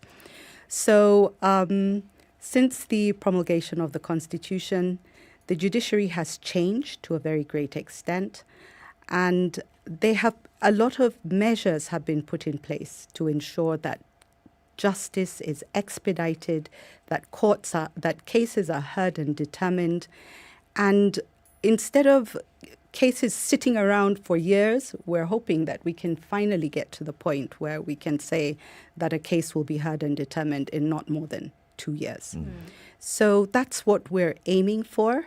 We have a caseload in the courts right now where some of the cases exceed 5 years. We're quickly trying to bring that down, where we're saying cases older than 5 years must be determined. They must be cleared out of the backlog, and so that we can focus on current cases. You can imagine hearing a case that is so old in the works that even the parties are no longer there. Yeah. The lawyers are no longer there. And I'll let you in on something, that before when we instituted performance management, we had to do an audit of the many registries, court registries around the country. And you'll be surprised that we had a case going back to 1939 sitting in the registry, simply because it had not been heard, and many of the parties involved just had passed on. Well, you can imagine 1939, the parties had passed on, the advocates had passed on. It was just one of those old cases. Anyway, it was eventually called out and disposed of in the way that it should have been disposed of. But yeah, these are the sort of things that happen. And if you don't regularly go through the systems to ensure that you're bringing up cases, having them heard and disposed of, parties and justice will be denied to many a Kenyan. Right. It seems that the issue of the time that is spent on cases is a major bone of contention. Would you say, I mean, just from what you're saying then, the adjudication of cases then in a shorter period of time, getting them cleared out of the system, would that then be an indicator of positive performance for the judiciary? Oh, absolutely. Under performance management, what we have tried to introduce is a process whereby from the date of filing until the date a case is resolved, we're able to track that performance. We have a template called the Daily Court Returns Template, where courts on a daily basis input every single activity that might be happening on a given file and in the different courts.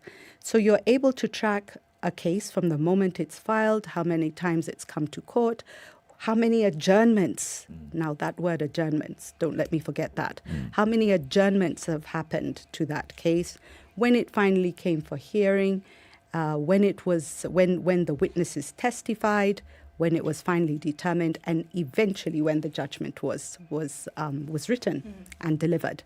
So what you find is that in many cases, they get held up in court because of what we call adjournments. Adjournments are when maybe the court will adjourn on its for a particular reason, or advocates come to court and say that they're not ready to proceed, and so the case doesn't take off that day, or they just basically don't show up, or the witnesses in a case don't show up. So because of the number of times the cases keep coming up for hearing, you will find that, for my fellow colleagues out there in the legal profession, our statistics do show that any cases that involve advocates, involve legal counsel, those ones tend to be the longest to be concluded at the end of the day. And I'm sure you've heard my colleagues say this as they have come onto this show. In many cases, we look at our data, you will find that criminal matters are concluded very quickly, particularly where there are no counsel. Civil cases are where we have the biggest problem. They just never seem to come to an end. You've actually touched on what I wanted to ask you. I'm sure with time and with the understanding of this situation, you must have collected data as to what it is that could comprise a body of culprits that cause these delays. What are they? Well, actually, you're absolutely right on that. We've been tracking what we call adjournments, and we have data that shows the kind of reasons that come up for adjournments. So you will find let's look at it from the civil case perspective, you will find advocates not ready to proceed. Maybe the court had to adjourn on its own motion for one reason or another. Witnesses didn't show up, submissions have not been filed, case cannot proceed, all manner of reasons. When it comes to criminal cases, maybe the accused person was not brought to court, or the prosecution's not ready to proceed, or the lawyers are not ready to proceed that day, or there are all manner of reasons, but it would usually turn on the parties and sometimes on the court as to who's ready to proceed on a given day. And you'll find when parties are really not anxious to proceed, there's every single reason in the book that they will find to ensure that they don't proceed. Justice, beyond adjourning, what powers do our laws give justices like yourself to intervene in such cases when you can clearly see the path that is being beaten before you, and you can see this is where these people want us to go, and this is what we ought to do? There are various mechanisms that can be employed, but it always will suit the circumstances of each case. Where you find there are far too many adjournments, a court will say last adjournment, and then sometimes if the reason is very good, the last adjournment will be allowed to go into another last adjournment. So ultimately, in the end, it has to come to an end, and therefore the court will say it will proceed and give the parties the option to proceed with the court. And if they're not willing to proceed, the court will say, well, if one party is ready, we will be taking off today. And I can speak for my court. We have a no adjournment policy where we say, if you're coming to the Court of Appeal, you must be ready to proceed. And in many cases, if parties are not ready to proceed, and they don't have a good reason, we'll give them two options. We'll say to them, you either proceed with your appeal because we're here, we're not going anywhere, and we're very ready to hear you. Or if you're not ready to proceed, then you have the option of also withdrawing the case if, you don't think your case is good enough to proceed in the appeal. So if those are your two options, likely than not, if you have a good case, you will say, we will proceed in 10, 20 minutes. Right. Let's get our act together, and we can then have the appeal take off. But you find that in most cases, there's been always the question of whether there are hearing dates. Many times you hear, there's no hearing dates, the diary is closed, and, there's a lot of issues around that.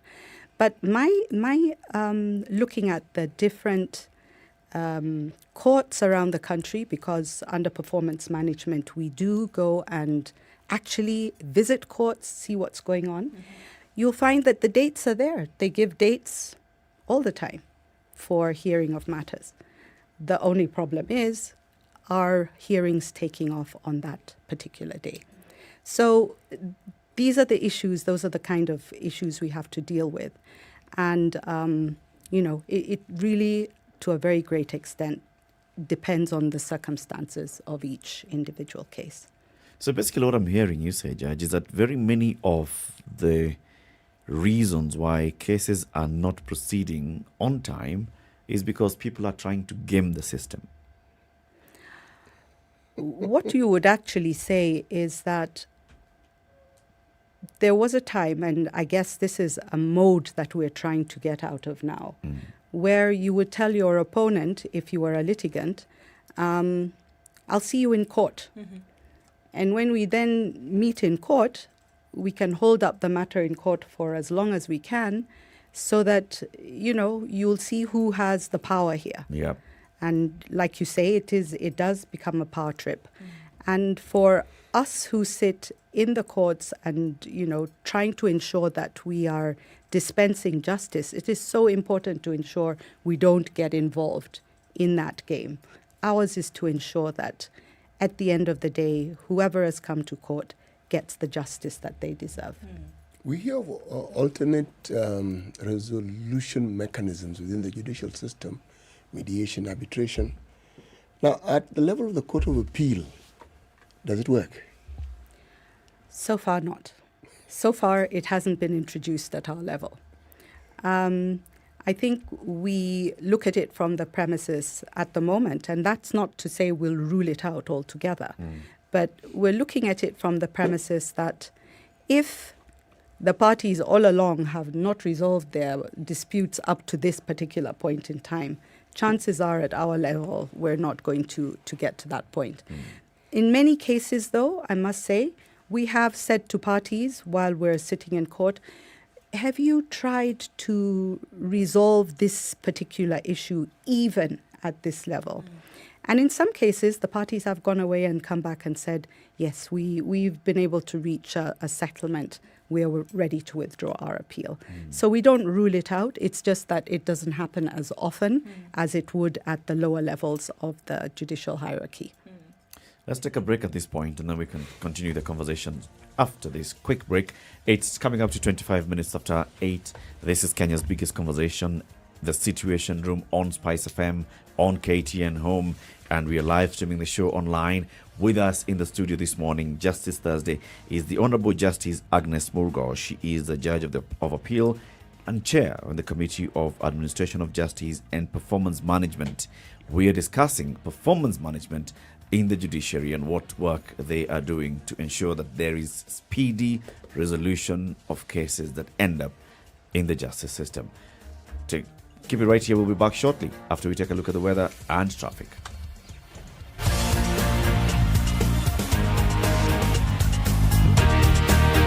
This is the Situation Room, the only way to start your day. Spice up your life. If I'm found guilty, there is no problem. I'm willing to serve.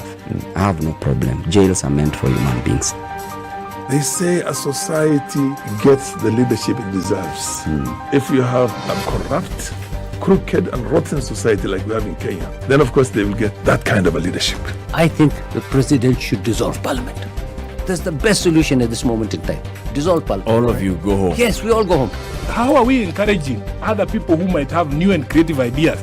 Young people who are making money without any government help. They are just buying their own bundles, they are going on TikTok and making money. KRA is coming after them. I've been in parliament for 15 years. We have been unable to pass the gender law. And yet no presidential candidate is talking about it now. Because we are fake. The truth is, all the men refused to vote for that law. What did Sonko do to Pumwani Maternity Hospital? Yeah, he with cleaned his it up. own money. Cleaned it with his own money. That was him as an individual. Yeah. And I did not say he was cleaning his own money. I was saying he cleaned it. Foot, mouth. Foot, mouth. Eric. Okay. The Situation Room. Kenya's biggest conversation. Highs of 27 and lows of 16 today. Sunny conditions at 16 in Nakuru. Highs of 28. 26 will be the high in a mostly sunny Nyeri town. Coming down to lows of 14. Looking at lows of 14 as well in Eldoret. Partly sunny this morning. In Mombasa, light rain at 28. Highs of 32 and lows of 24. And Malindi is sunny at 29. Highs of 31 and lows of 26. We're looking at sunny conditions in Kisumu at 21. Highs of 31 and lows of 20. Sunny in Kakamega at 22 with highs of 30 and lows of 16. Kampala is rainy at 22. Highs of 29 and lows of 18. We're looking at light rain in Dar es Salaam as well at 27. Highs of 32 and lows of 25. Johannesburg is sunny at 18, highs of 27 and lows of 15, and we're looking at light rain in Lagos at 24 now, highs of 31 today. Kinshasa is sunny at 24, highs of 32 and lows of 23.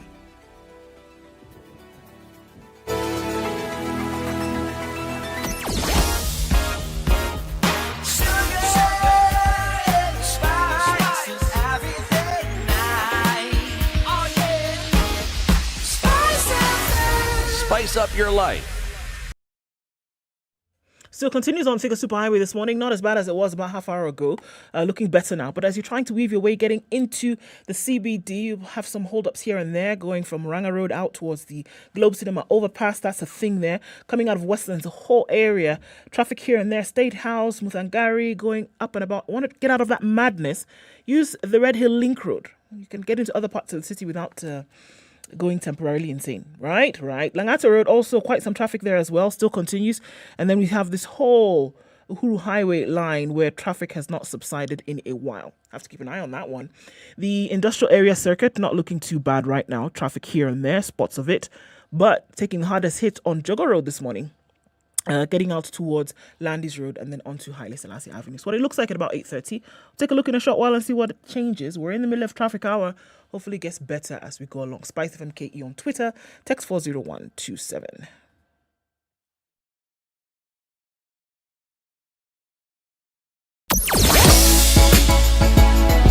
Sugar and spice and everything nice. SpiceFM. Spice up your life.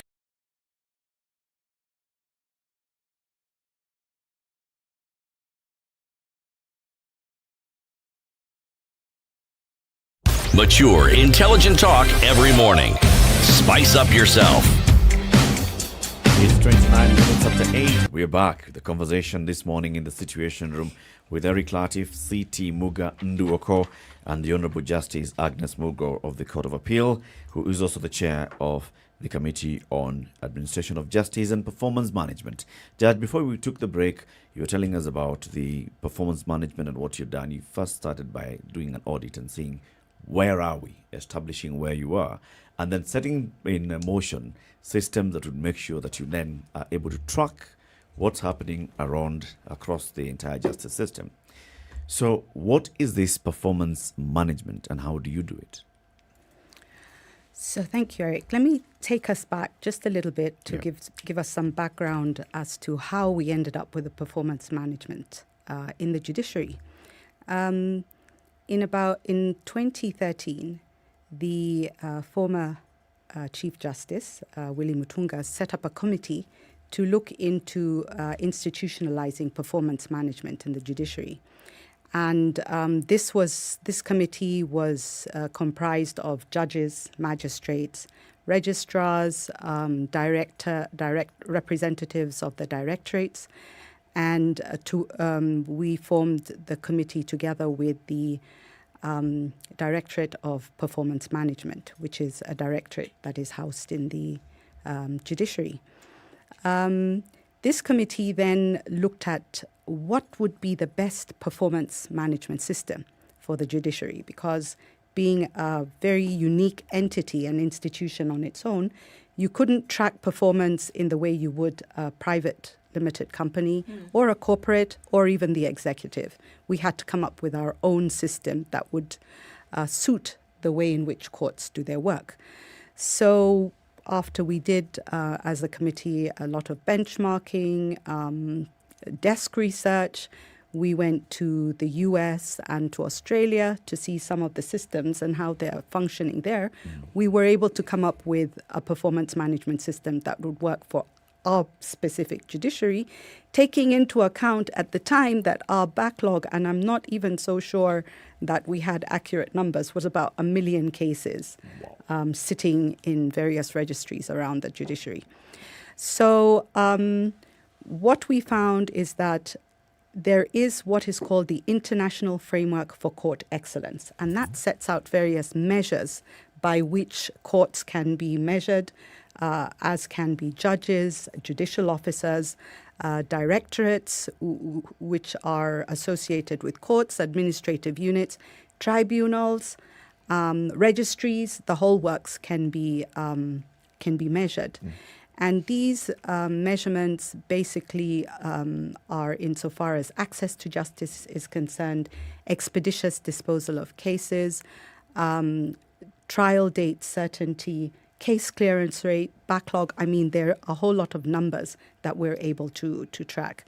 But before we could get to this place, what we needed to ensure is that we're able to see cases being filed in the system and cases that are leaving the system. And then within that, all the different activities that happen to cases as they're within the court system. So that a file cannot be allowed to sit in the system for longer than it need be, unless it's one of those cases where the parties are just too many, and there are just too many issues that keep coming up in the life of that case. So from what we then put in place is a template called the Daily Court Returns Template. And in every single court around the country, that template will tell you what is being filed in any given court, what are the activities, and it's all loaded into the system on a daily basis. This is then collated and submitted to the Directorate of Performance Management as monthly data. So by the 5th of every month, this data must be in, and it must be submitted in the most accurate form possible. Because remember, this is data that is coming in from all courts and institutions or the various different administrative units around the country. And this is information that is not only used judiciary-wide, it's actually statistics that are used countrywide, and we even found globally to a certain extent. So this data has to be accurate. It's put into the system, and the Directorate of Performance Management will then ensure that it's collated into a format that now we can read and understand. So you will find that in performance management, when a case is filed, when it is cleared, we can tell you that in a year. We can tell you what the backlog is. We can tell you at any given point in time how many cases across the country are sitting in the judiciary. So as of now, we probably have about 650,000 cases, all told, sitting in all the different courts around the judiciary. That information is available at our fingertips. Before, it was not available at all. And if we were ever asked how many cases are sitting across all courts, the number would range maybe from 800,000 to 1.2 million. I mean, there was no certain amount. Today we can say, as of fact, that there are X number of cases actually sitting in the judiciary. So because of that, you're able to budget, you're able to plan. And so this is what we do as in a year. We plan using our strategic plans, work plans, sign up the courts to what we call performance management understandings. And those understandings will give the different targets that each court, and remember, courts are different around the country. They do the same work, but depending on their size, they have to be evaluated differently. So, for example, you can't evaluate Lamu Court in the same way as you would Milimani Court, because Milimani, they file thousands of cases, whereas in Lamu, perhaps their caseload would be anything from 200 to 500 cases in a year. So the number of cases also would vary. Yeah. Okay. You would plan according to how many judicial officers, for example, would be posted in a given court station. So going back to our Lamu example, you couldn't have more than 2 or even 3 magistrates sitting there because of the caseload. In Milimani, there are a whole lot more because of the number of cases that are filed there. So these are the kind of things that you would be able to use your data and statistics to able to plan, monitor, and evaluate what's really going on. And under the performance understandings, we actually are able to, in the initial stages, we couldn't do this because we didn't have sufficient data. We couldn't tell you what a court, the case clearance rate for a given court was. Today, we can tell you exactly what the case clearance rate for any court is around the country at the end of each financial year. So that you're able to see what the flow is of cases being filed, and what we calculate case clearance rate as number of cases filed versus the number of cases leaving the system. So if you have an equal number filed versus what leaves, that's 100% clearance. That court is not going to create a backlog simply because it's clearing everything that's being filed. Now, if you file anything less, you create a backlog. If you file more, you eat into your backlog. Does the performance management take into consideration capacity of the system, judicial officers? It's been an issue in terms of funding throughout the system. So does it take into consideration then what is needed to get the job done vis-a-vis the number of cases that are coming in and out of the system? Absolutely, absolutely. In fact, the performance management system has been very revolutionary for the judiciary. It has helped us determine what number of judges or magistrates are needed to resolve the number of cases that continue to be filed. The recent appointments of the judges took into account that we have many land cases around the country, and they take a very long time in many cases to be resolved because land is a very emotive issue. And you need to ensure that the parties are heard and that the issues are resolved in the best way that they should be resolved. So we had very few land judges, environment and land court judges. And also the other pressing issue were the employment and labor relations court judges. Because today there are so many employment matters that continue to be filed across the country for various different reasons.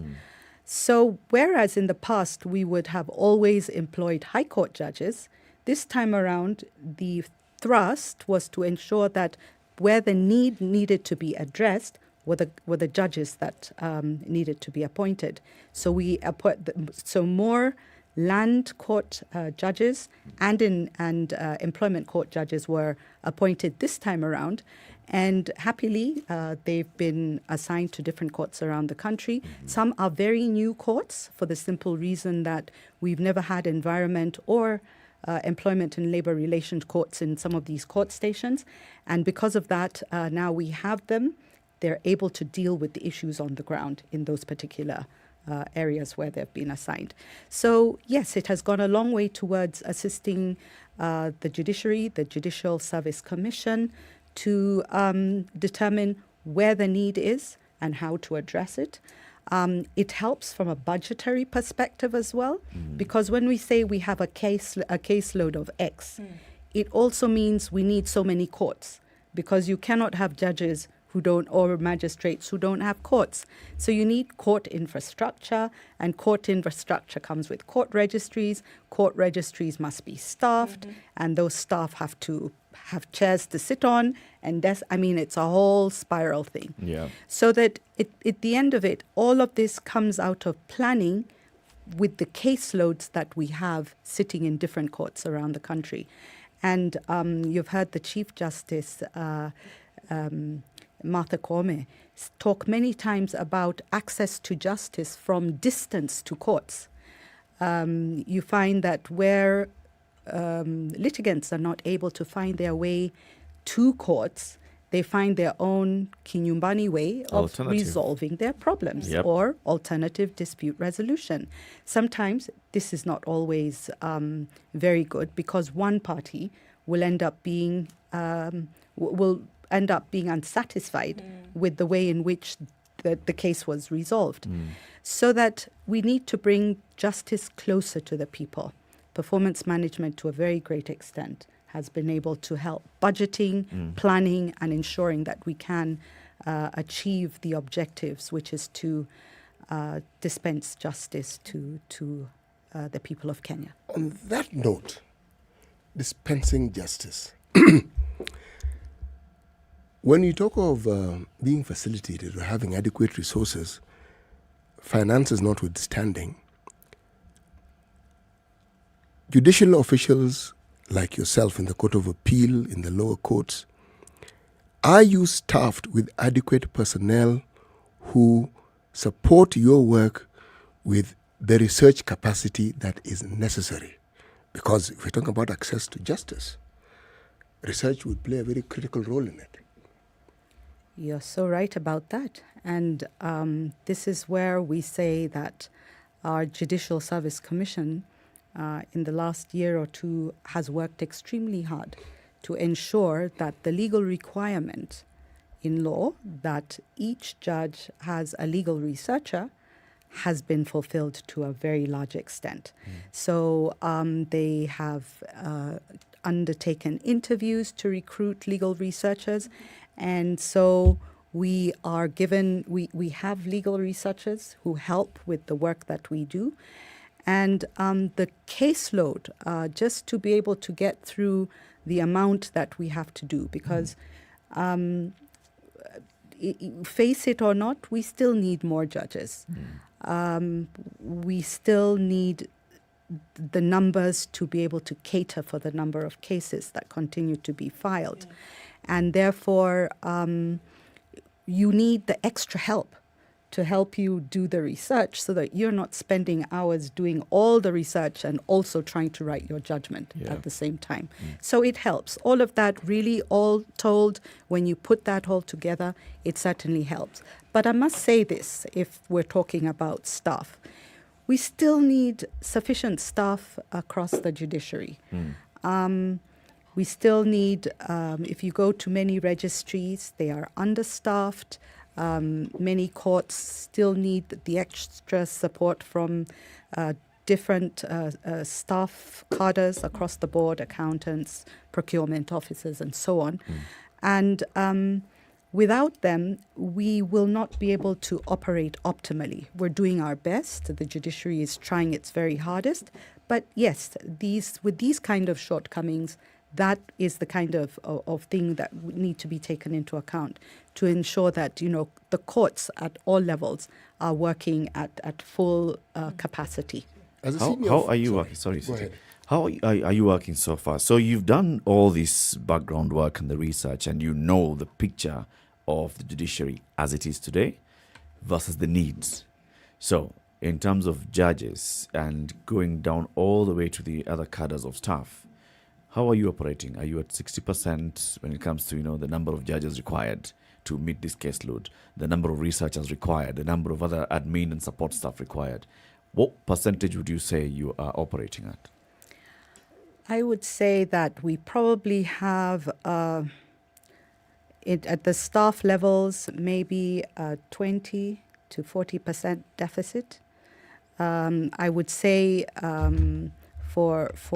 it's you need to break it down into the different categories. Yeah. So like for magistrates, I think we're doing pretty well on that. We've just recruited resident magistrates, about 50 of them, that have been deployed to different courts around the country, and that will help a whole lot. But there's still a deficit among the magistracy. Within the High Court and the Court of Appeal, I will say we still need judges. I can't try to dictate the figure, because if I do... What percentage of deficit from what you have now in terms of the caseload in the Court of Appeal versus the number of judges in the Court of Appeal? Well, first of all, I would say that our statute only allows us up to 30 judges in the Court of Appeal. I think our number now is probably about 28 in number, if I'm correct. And colleagues, forgive me if I'm wrong. But so that's... But you're not 30? We're not 30. Okay. We're not the full number of 30 as yet. But the truth of the matter is, even at 30 judges, we did a rough calculation the other day.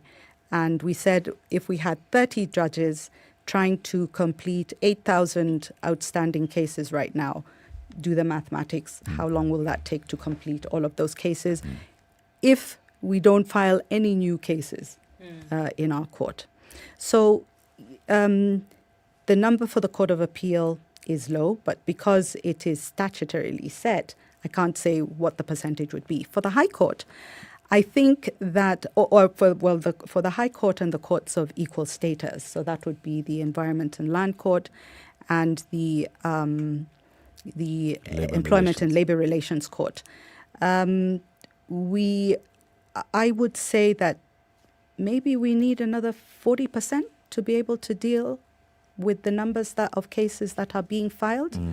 And looking at the number of cases being filed across the board, because they are wide, they are varied, and they're in the different courts. But looking at the whole situation, I think we will get to the point where we will peak on the number of cases being filed in court, simply because what we are looking at today is very historical. It's going back to clearing backlogs coming from, 5 years and over. Right. So that we will reach a peak, that's my wager, that we will then be able to manage the caseloads that are in existence, because we will now become current. And we're looking to becoming current in the next 2 years, and we will be able to say, and this is very optimistic, but we'll be able to say that no case in the court more than 2 years, 2 or 3 years. Justice, maximum. Here you are in your office, in your workspace. A normal day, when culprits have been brought before you with the many issues that you're required to resolve, to the end of that particular chain of events where you resolve them, what occupies most of your time?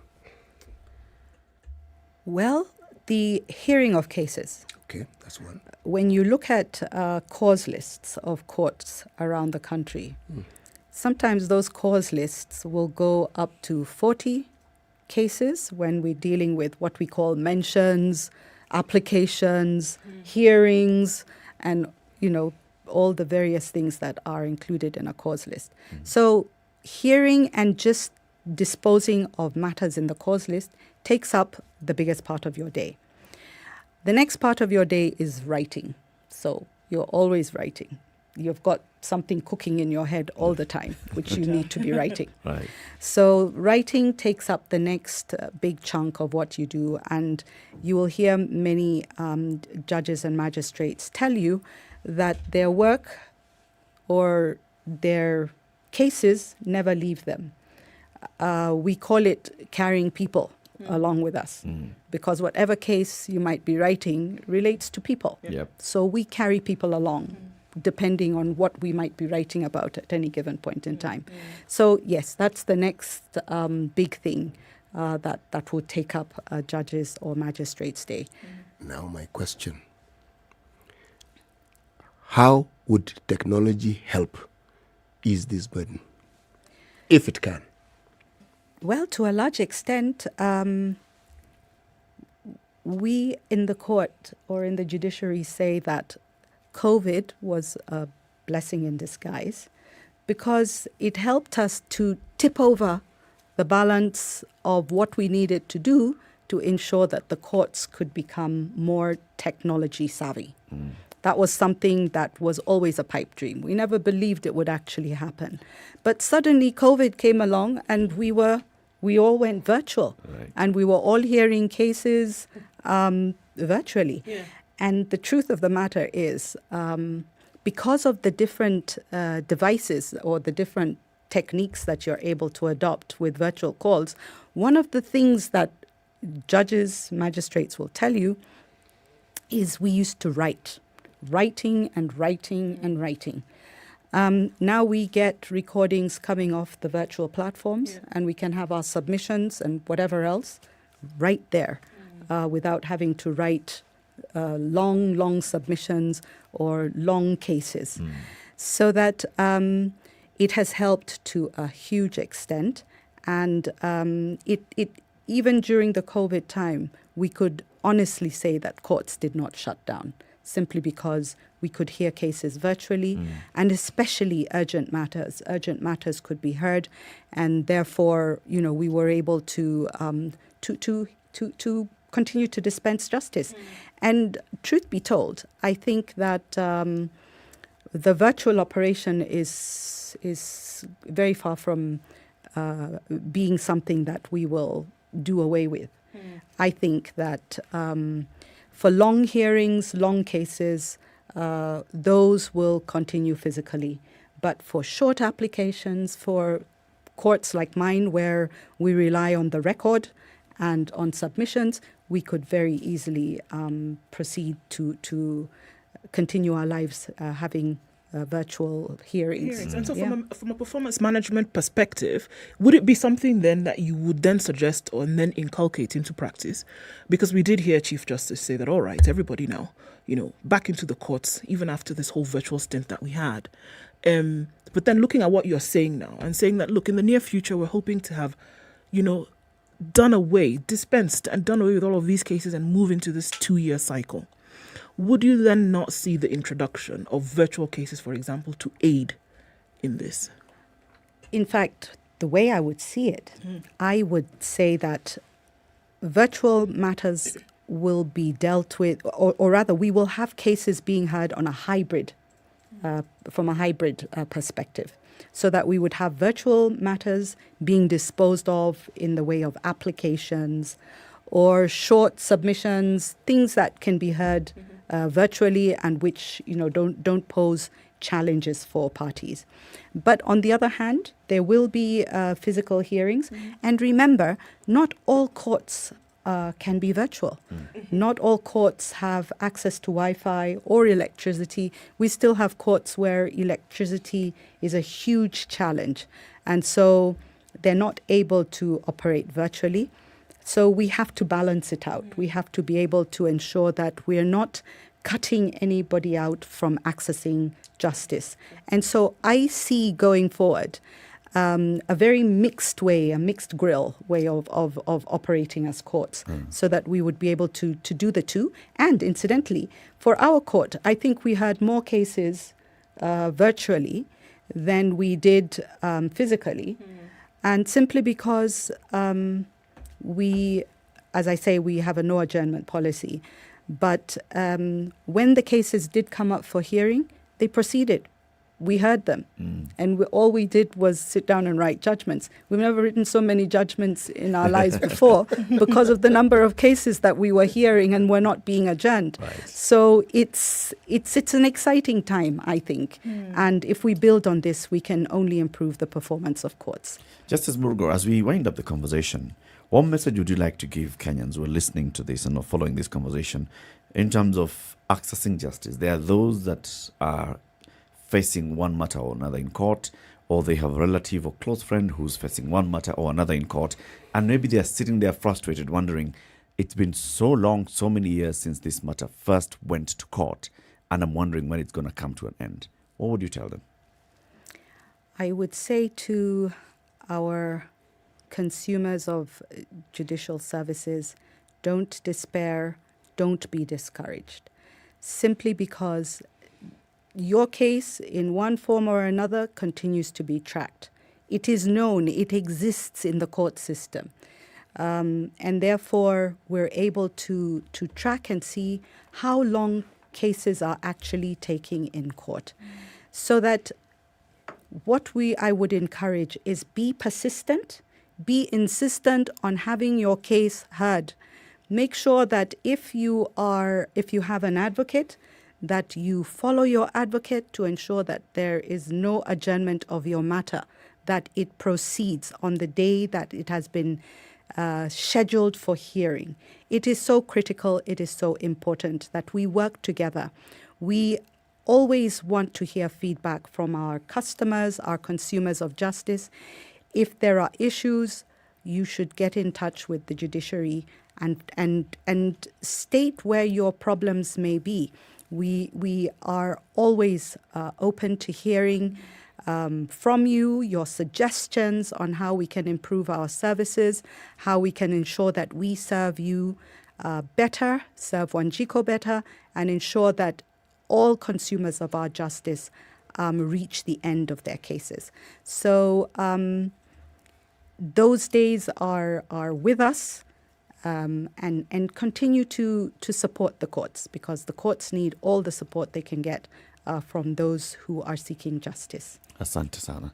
Justice Agnes Muga from the Court of Appeal, who also chairs the Committee on Administration of Justice and Performance Management, has been our guest in the Situation Room this Justice Thursday. Thank you for joining us and coming to us today. Thank you so much for having us. It's Kenya's biggest conversation. Time for us to say goodbye to our audience on KTN Home. But the conversations continue on SpiceFM and online. SpiceFM is broadcasting from Nairobi to the country. Nairobi, Mombasa, Kisumu, Nakuru, Eldoret, Nyeri and Malindi. We've got frequencies of all these places. And we are also worldwide because we live stream the show online. It's 2 minutes to 9. Good morning.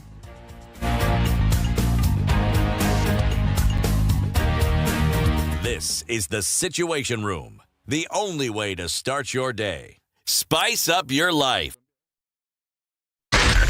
SpiceFM, Nakuru.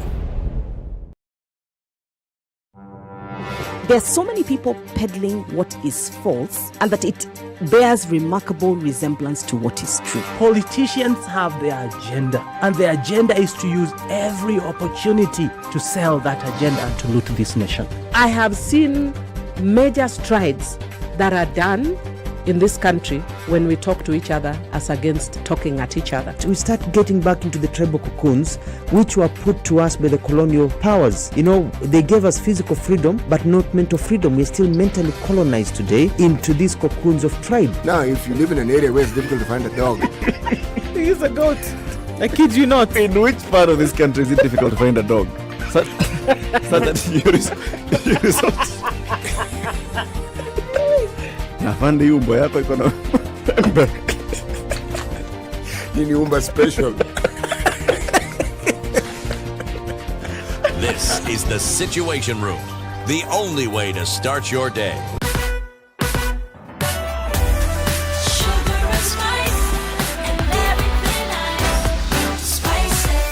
Spice up your life. The latest news from around the world. 94.4 Spice FM.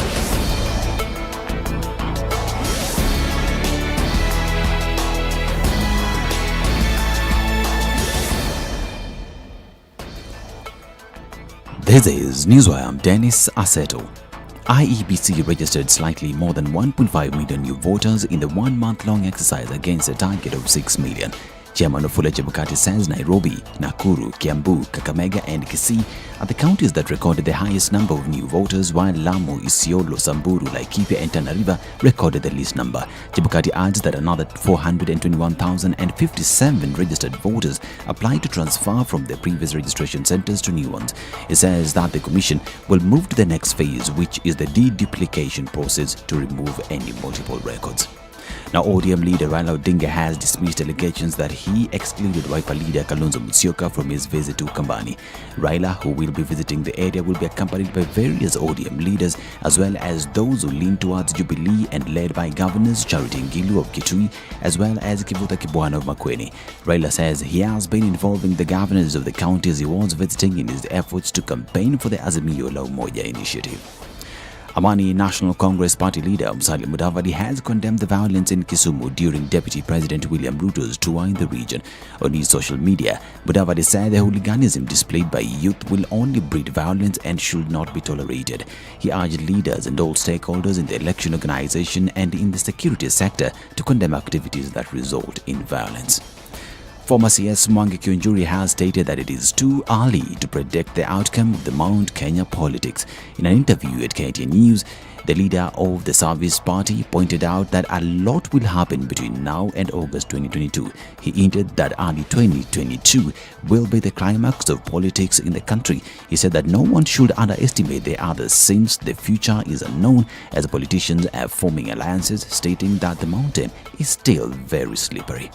And Kapsaret MP Oscar Sudi has dismissed allegations that ODM leader Raila Odinga was involved in an attack on a convoy of Deputy President William Ruto in Kondele area in Kisumu County. In a short video he posted on his Facebook page, Sudi claimed that the violence was caused by a few county officials collaborating with county askaris. He further criticized the police department following their statement that it warned Ruto about visiting Kondele. Sudi's statement comes as ODM leader Raila Odinga emphasizes the need for leaders to be given the opportunity to sell their policies across the country without any interference. And a Form 2 student is being held at Gesima Police Station in Nyeri County after he was caught with bang last night. And Choro Sub-County Sub-Chief Henry Otiso said officers from Nyumba Kumi informed him that the suspect, a student at Matutu Adventist School, had grown marijuana at their home in Nyanturuago village. The situation forced the chief to raid the suspect's compound where he discovered marijuana had been planted in the field.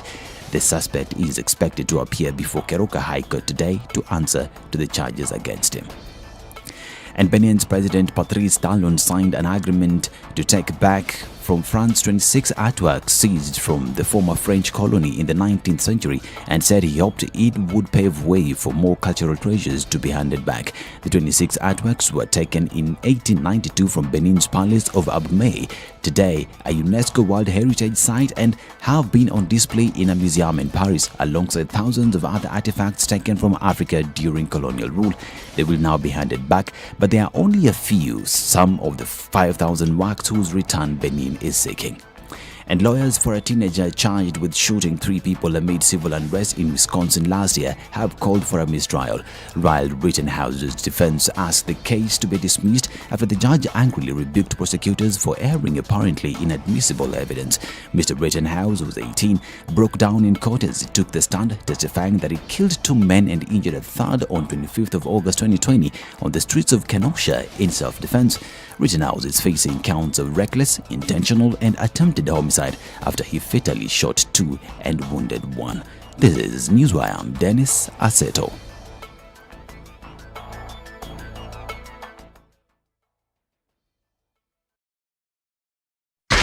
.4 Spice FM, Nairobi. Jogo Road, still quite some traffic getting into the city this morning, and we're also seeing that Haile Selassie is taking a hit here today, getting off of Uhuru Highway. All right, into the cities where this whole mishmash is happening right now. A little bit coming out of Westlands, it's reduced significantly on Thika Super Highway, and then Kiambu Road said, "You thought it ended? Boom." Not just quite yet. 9 o'clock, and there's still a lot of traffic on Kiambu Road this morning, going all the way past the DCI, and I don't know how many lanes we're looking at now. But hope is not lost, because we've been told that, a couple more lanes will be added onto Kiambu Road in the near future. I'm sure CT will have something to say about that. But for now, we have to sit in this traffic for some time. Shall we do so with some patience? Will you let us know what's happening in your corner? SpiceFM KE on Twitter, text on 40127.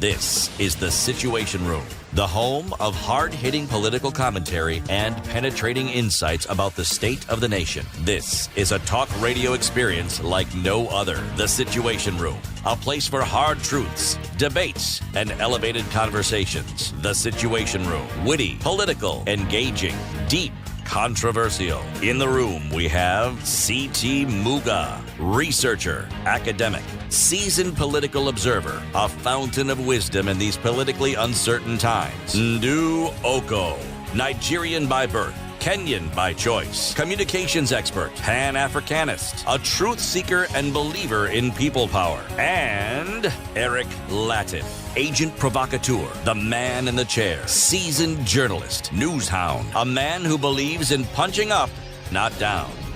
This is The Situation Room. All right, it's coming up to 7 minutes after 9. This is Kenya's biggest conversation. This is the final hour of this show, this first Friday of the week. And CT Muga has the day's proverb. Uo uitia nzia. Uo uitia nzia. Nzia.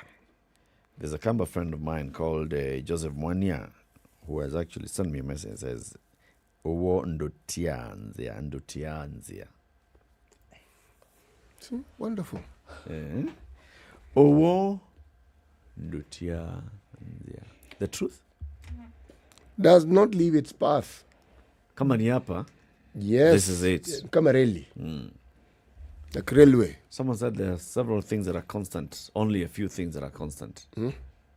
Like railway. You can't say, I was on the rail to Mombasa and I found myself in Tanzania. Not possible. It cannot lead you anywhere else. It goes to where it's supposed to go. And you can't change midstream and say, now this road, we're going to take this. Nothing. Nothing like that. Lay down path, it will be followed. Yes. So let's talk about the economy and our lives, shall we? The headline in the Standard this morning: a country living on Fuliza and gambling. The ticker says economic hardships have pushed 700,000 people in the last 6 months to register for Fuliza, that offers short-term loans to help them meet essential needs. Subscribers are transacting 1.34 billion shillings daily. Amount borrowed per day on Safaricom's Fuliza. This is just Safaricom's Fuliza. 1.34 billion shillings per day. The amount that was borrowed on KCB M-Pesa drops by almost 16% from last year, with users also declining by 500,000 users. Active daily Fuliza users, 1.7 million. Then the story also tells us that gambling also went up. Where is that story, Ndu? On the back page. I put in that one. The back page of who? No. Here we go. It's not the back page. Either page 4, 5, or 26. Okay, but just as you're looking for that back page, the Business Daily has it at the headline. Kabisa. Betting through M-Pesa hits 83 billion in half a year. 6 months.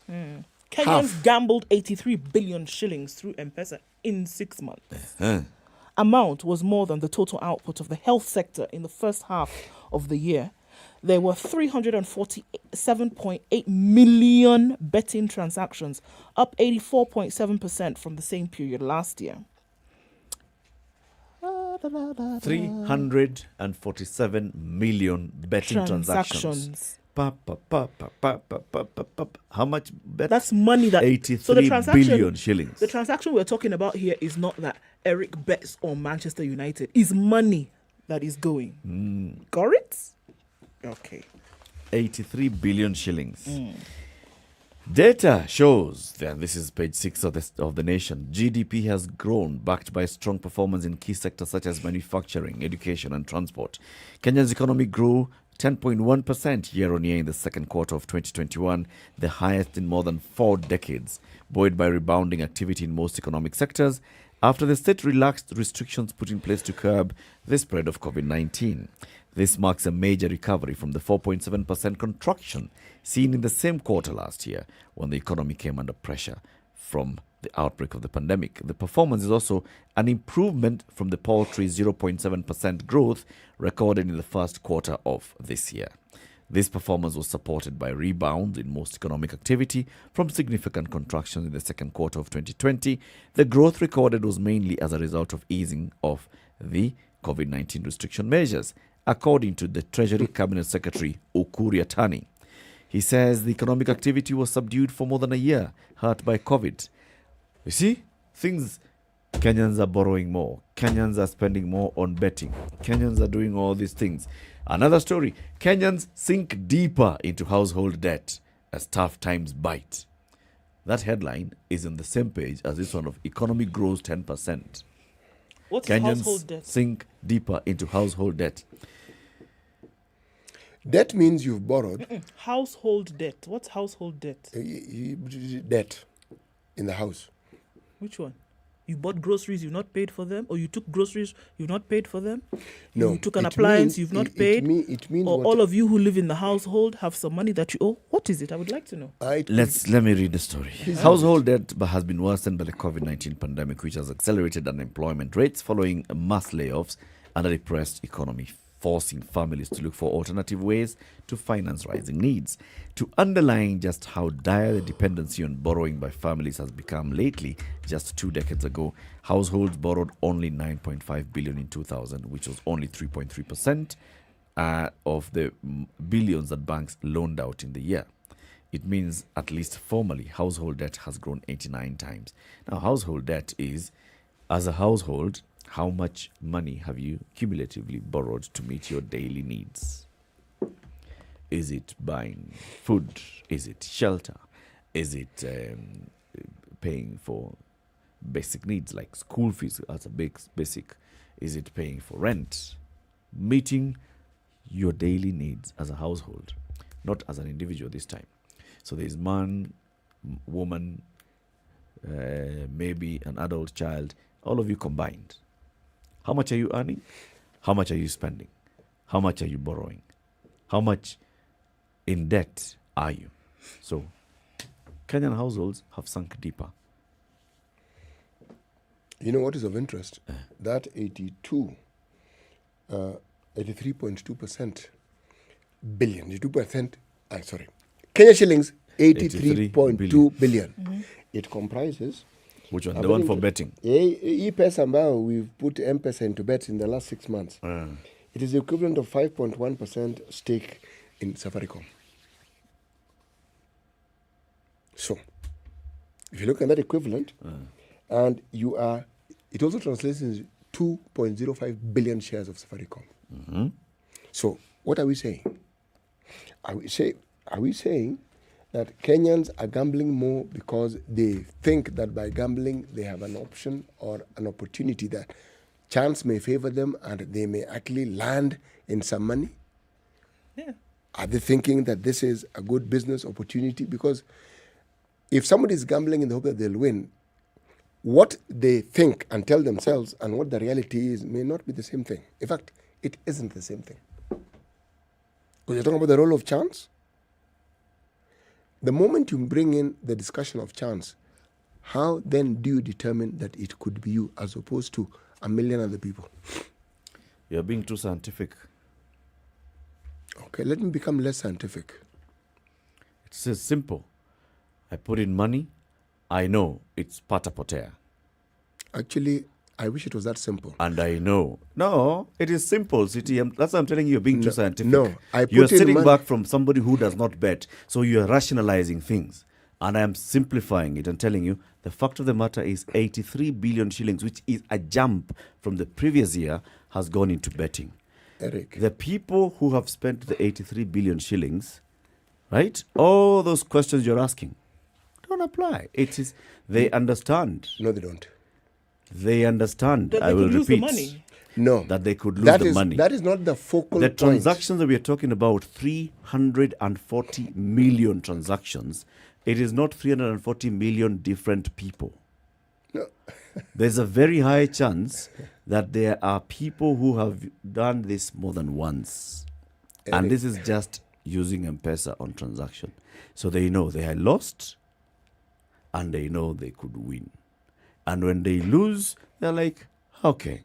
When they win, they celebrate and they tell the story and they'll share experiences. And people know, yeah. This guy, he bet the X amount of money last week, he lost. I have bet X amount of money this week, I won. Even if Next I lost last week, I might try again. If I lose, I know that, I didn't. Yes. You get the windfall. If you get the windfall, you'll do something with it. And maybe you say, okay, You'll pay back some of these can debts. pay some of these debts. And then I keep something. I say, okay, there's an opportunity for me. There's a chance that I could win again. I'll try. I don't think, and when people are betting, they're gambling and saying, okay, here, the probability of me maybe earning 1,000 on the 20 that I'm going to bet now is X. No. They already know in their heads that I could win or I could lose, period. And then they go forward. I think that if people were thinking about it as carefully as you're saying, this number would be less. Some of them will tell you they actually think very carefully. There are platforms that help you think through where you're placing your bet. Look at this, look at the other, look at several statistics, and you now go with that. At the back of their mind, they are using science to place their bet. And there are very many people who will tell you that going by that, I have seen more wins than losses because I have understood the system. So yeah. The rest of the people will sit here and say, you know what, do you really understand that you've taken 83 million shillings and given to the betting company and, this could... I'll have to sit back and tell you, yeah. I didn't spend 83 billion shillings. It's all of us who spent 83 billion, not me. But then we need Could to I look have bought 5% shares in Safaricom? Never. I don't have 83 billion shillings. But are we focusing then on the appetite for everybody to have just a little bit more? Yes. That's it. The appetite for everybody to have a little bit more is why you see these numbers raking as high as they are.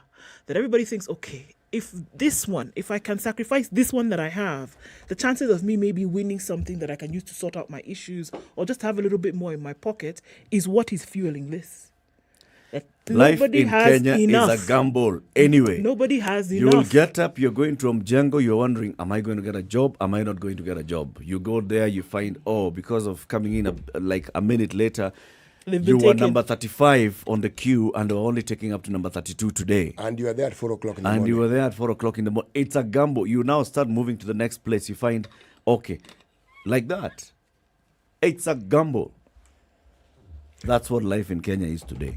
So what you're saying... So if I can go to Fuliza, I Fuliza 100 bob. I work with a guy who works at an M-Pesa. I find a way of Fulizing and getting the cash. Because there's also the other thing that we must talk about. Not everybody who is Fulizaling is going to the till with some items that they bought and saying, let me Fuliza and you pay the bill. There are people who found ways of Fulizaing by cashing in this money. If I can do that, and then I take the gamble, and I bet, and I make my money, I pay back the Fuliza. Usitume kwa hii number, iko na Fuliza. It works. Just so that I can deal with more scientific details, betting now comprises the second largest business line for revenue in M-Pesa. It's a cash cow. Yes, but it's also a cash cow for KRA. Because KRA is a system where it taxes the betting companies and it has an inbuilt system so that as you win and as you play, their money directly goes to them. Yes. Zinakanjana. Yes. So it's the second largest revenue stream for Safaricom. Yes. Okay. Now, betting is not just the things that we're talking about, by the way, in terms of betting on games and sports. Remember, there are very many other ways where someone is told send X to the short code XXXX, and you stand a chance. If you have number 30, you could win. All those are governed under you can win. You can win an iPhone. Yes, all of them. Yes, spot the ball contest.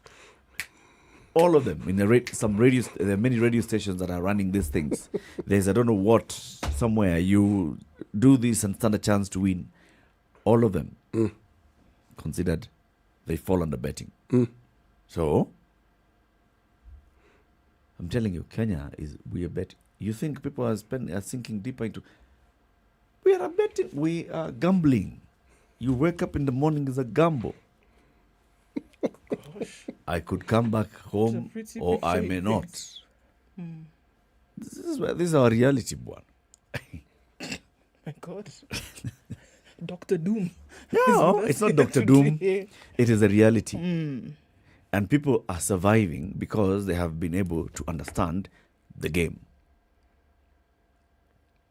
So then, if that's the case, then this actually shouldn't be very surprising to folks, No, because it's a way of our economy is growing. It's a way of it's a way of life, and more and more, as you're saying, people finding a way to use the system to their benefit. That the truth is, look, folks just can't afford this country anymore. People cannot afford it, and you are looking. Gone are the days where people are. Look at it. Look at the trajectory of the time over which we've come. When somebody was taking a loan, it was not whether it from was a bank. It was from a bank, another financial institution, going through the whole rigorous process of bringing documents of your father, your forefathers, less your eyeball kind of things. You know, by the time you go through that whole rigorous process and then you get your money, you do whatever, it's usually for a huge, substantial project. Yeah. Now look at the way it has changed over time. That people are taking out these loans for nothing more than to survive on a daily basis. And we're talking about basic. People are taking out loans to eat. And we're not, it's true. People are taking out loans in the morning. I take out a loan so that I can get to my place of employment using whatever transport. I will buy a meal for my family. I will send my kids off with something that they need for school for the next day because I do not have it. Yeah. And then I wait for a particular period after which I can pay it back. People are taking out credit not for developmental projects, but people are taking credit to survive on a daily basis. By the time we get to that place, this household loan that you're talking about, household debt that has increased by X, Y, Z, what is it for?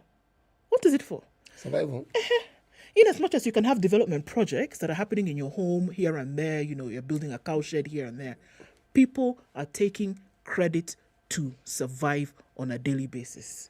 You know, what is actually interesting, again, going back to the science that we were speaking of earlier on, in 2018 rather, there was an interesting case that KRA had with a certain company called Pevant East Africa. They function under the name of the brand Sport Pesa. Not Sports Pesas, Sport Pesa. Now, what the court ruling brought out, now, by the way, these are private companies, so they are not demanded by law to tell you how much they make, what they take in, and so forth, okay? They took in bets worth 149 billion shillings. Yeah. 2018, okay? Now, they say 126 billion or 86% of that money was paid out, meaning they take in money, but they retained but they retained 20 billion, okay, in profit, and they also paid taxes, etc., etc. The debate went on. Now, they're a big company, but there are others. So when you look at the monies that they take in, what this particular article is pointing out is that outside, at that particular point in time, outside Safaricom, in terms of revenue that it brought in, it was second largest to Safaricom. Now, that makes it huge. Because talking about Safaricom earnings, there was a time Safaricom earnings were in excess of the total earnings that banks. Just as a matter of speaking, banks in this country had earned. So these companies were larger in terms of earnings than financial institutions. So a setup this huge, and by the way, they've grown since. It's not one or two, there are many. You just need to switch on your phone and there's one telling you to bet on this and to do the other and do the other. And the only reason they've grown is what we are discussing. Individuals give them the money. Individuals go to them in the hope that they'll be able to fulfill a need that exists. But there's an even darker and more dire side to this. It means other avenues that they've pursued have not borne fruit. By the time one is hankering their hopes on, as I said, the vagaries of chance, and finding it an ample reason to continue, rest assured those options that they have are not many. Or they are none. They're non-existent. Yes. By the time somebody is saying, let me take a gamble on this particular platform to be able to get something extra to survive, the chances that you've tried other things are very high. That you've tried other things and it has not worked. Maybe you run a small business, not giving you any, forget about it. You're trying, whatever you earn on the day you earned it, depleted. By the time you're using that as an option to hope that you can get something else. Did we not read a story here of a young boy? He was in his 20s. His brother had given him some 80,000 shillings to take care of the homestead, pay his school fees, sort out his family. What did he do? He took all of it, not half of it. He went scientific on it. He took all of it and said, you know what? I need some extra for myself. I need to pay off my own things here and there. Took all of it, placed a bet. What happened? Lost it all. Then what did he do? Committed suicide. Took his life. That was his option. And that's what I'm saying. Not 80,000 shillings. What can you borrow on Fully? I don't know. What can you borrow on Fully? What did they say it was? 2,500 shillings? Actually, it depends. You can borrow a lot of money on Fully. Right. Okay. Depends on you. It is you. Okay. So you can you borrow said amount, but that is where you have placed your hopes, without which you don't have. And this thing we're talking about is not more than 5 years old. So in terms of options, you have exhausted all the options. And if we can't see the picture that is painting about the current state of things, then I think now maybe also not seeing by the time you have survival pegged on some quick credits here and there that hopefully you can pay back later, there's a problem. I'm sort of looking at it differently. How differently? In a sense that, yes, there are great elements of it exposes the non-existent opportunities and alternative opportunities available, but it also exposes the opportunity that's available. And the opportunity here is the betting. So that as the world evolves, this betting here now stops being the classic betting of, you go in and you find somebody who tells you, hii kona pesa, this one has no money, this is flipping cards, telling you it's pata, choose one you want and money could go. It gets into application of other things and other skill. Because with the development of technology, what has made it very, very easy for Kenyans to bet, there's also evolution of information. Such that there are very many people who will tell you that they don't just sit and place a bet. There are things that they will consider. They actually sit and they are looking at the system and they're gaming it. It's the same way, for example, you talk about people who go for horse racing. There are many who will go and just buy a ticket, which picky ponky. Is there a blue horse? Buy that. That one. I'm betting on that horse. And then there are others who will come there with a lot of information and background information. This particular horse is a thoroughbred. It is actually from this particular stable. It eats this, it eats the other. Its mother was so and so. There's no donkey in the bloodline. Yes, that sort of thing. All those things, they haven't understood this particular racehorse. And when they're placing a bet on that racehorse, they have more information than just picky ponky. That is what is happening in our betting today. It's not picky ponky. It's like now those proper racehorse betting. There's serious investment that has been put in gathering a lot of information about the horse that you're betting on. What are the chances of this horse winning today? Who is it competing against? Who is the owner? Who is the jockey? What is the jockey's pedigree? Who is this horse? Is the horse a thoroughbred? What kind of genealogy does it have? But why are they doing that? Because they want to win. Yes. Yes. And by the way, they want to win. They want to win, yes. Yes. But now it changes. That becomes an investment. It's the same thing that you will say today, Ndu, I want to open a shop at Capital Center. You will say that, I studied. The footfall in Capital Center is XXX. The number of shops that sell this kind of goods or service that I want to offer is this and the other. The kind of captive market around this area, all those things are what you'll be considering. And you'll be saying, I'm not betting, I'm investing. I'm opening a shop. Same. You're betting. That's You're what I'm gambling. saying. But at the end of the day, you're doing here, all of this because you want to win. And that's what I was saying. I'm looking at it differently. The outlook here is not because there are no other options. It's actually, this is an opportunity. It's an option available. It's availability of a viable business option.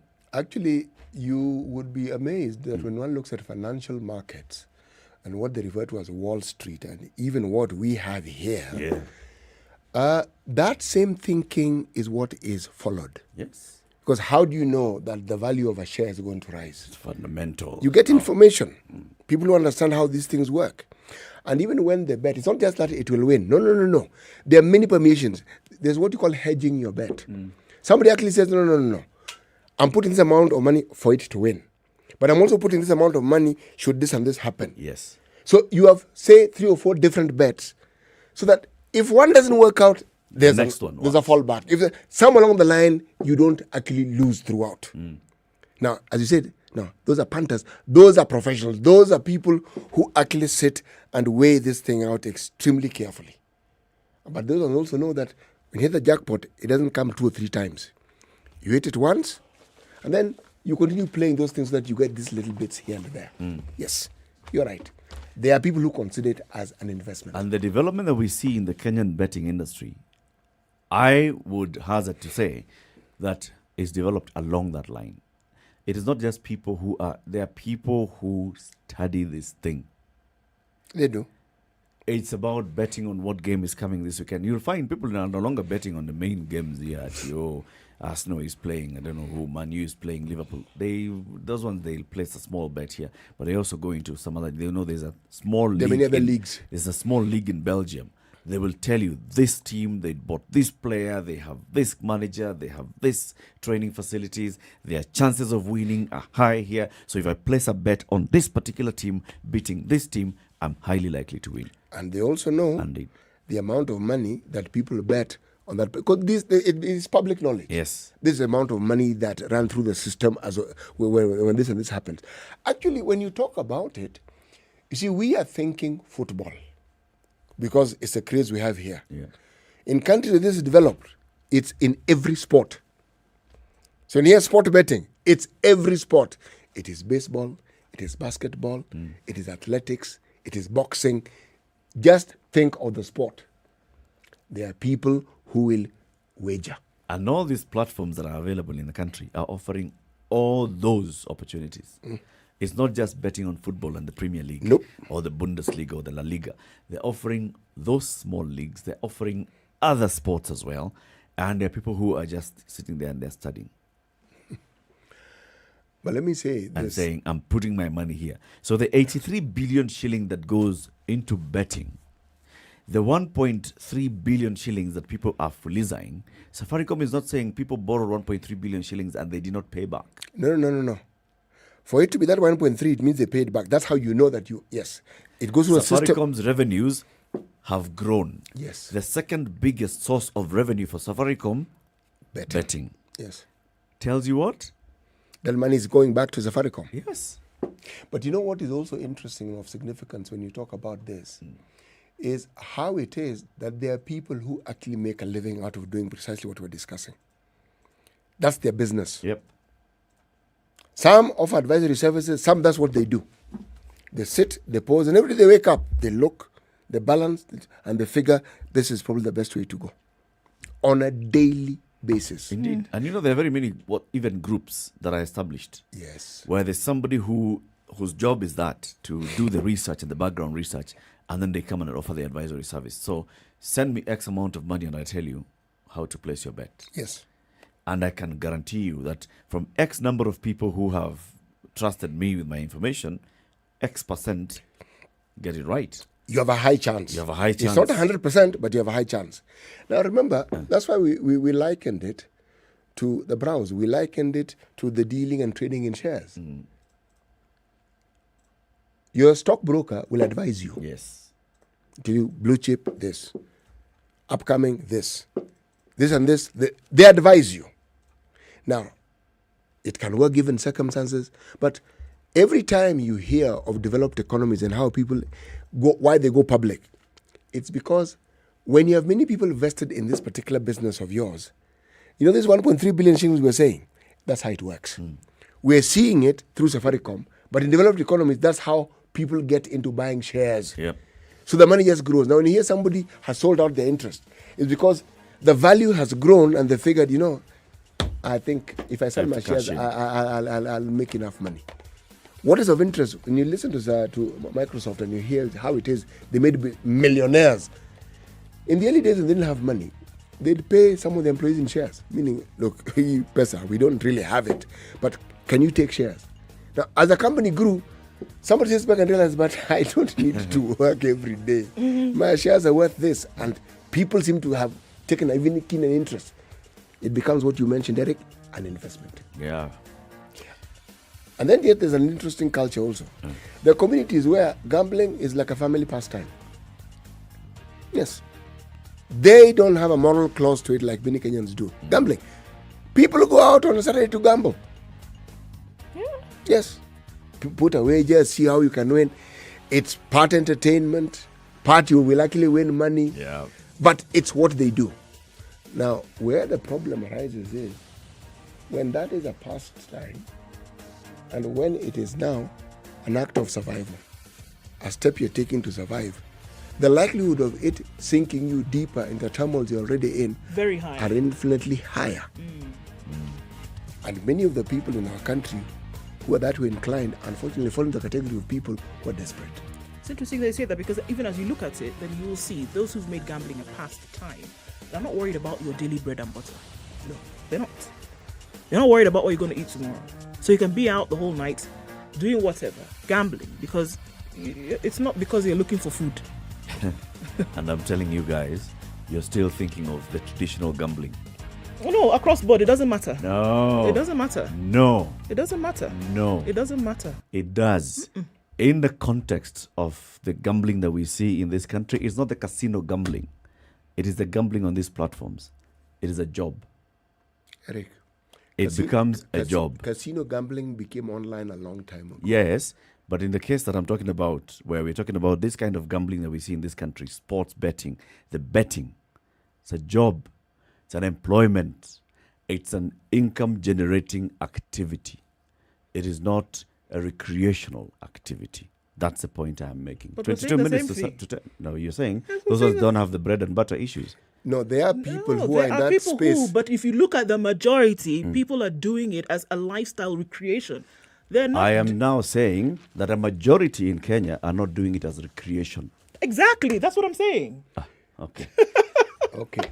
Sawa basi. Let's take a break. This is the Situation Room, the only way to start your day. Spice up your life.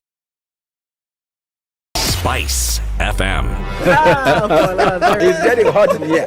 Oh, everybody steals. It's better a thief who brings something small back. And I say to myself, there's no better thief. A thief is a thief, period. All those bribes, how much they are getting per year, how much inconvenience they are causing, as much as you call it a small case, it's worth it to be convicted. The truth is, we are a tribal nation. Because if we were not tribal, and I want to go back to this, you cannot continue walking around with a mug which is clean outside and it's rotten inside. We have become a fuliza country. We have mortgaged our country because of debt. You've got one chef working and the assistant chef wakati anatakana koroge unga nini hayuko. This is the Situation Room, the only way to start your day.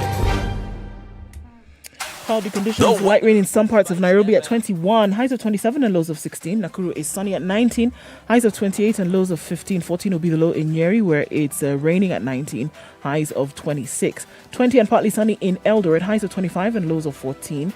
And we're looking at Light rain in Mombasa as well at 29, highs of 32 and lows of 24. Malindi is partly sunny at 31, temperatures rising to that for the day, highs of 31 and lows of 26. Kisumu is partly sunny at 26, highs of 31 and lows of 20.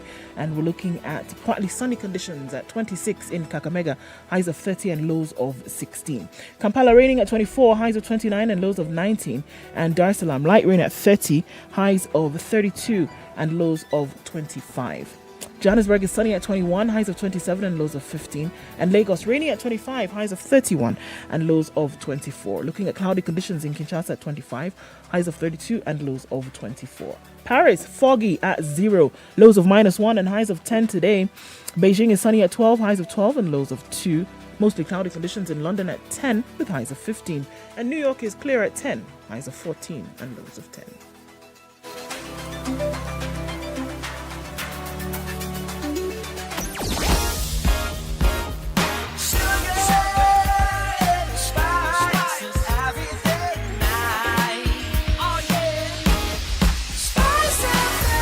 Spice up your life.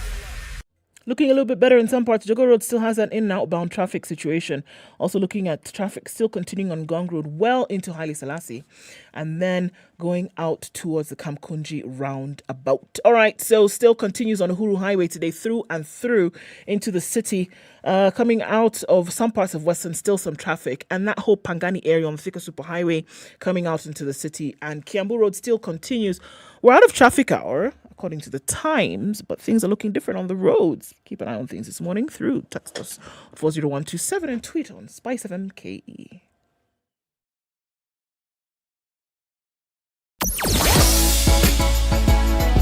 Sugar and spice and everything nice. SpiceFM. Spice up your life. Mature, intelligent talk every morning. Spice up yourself.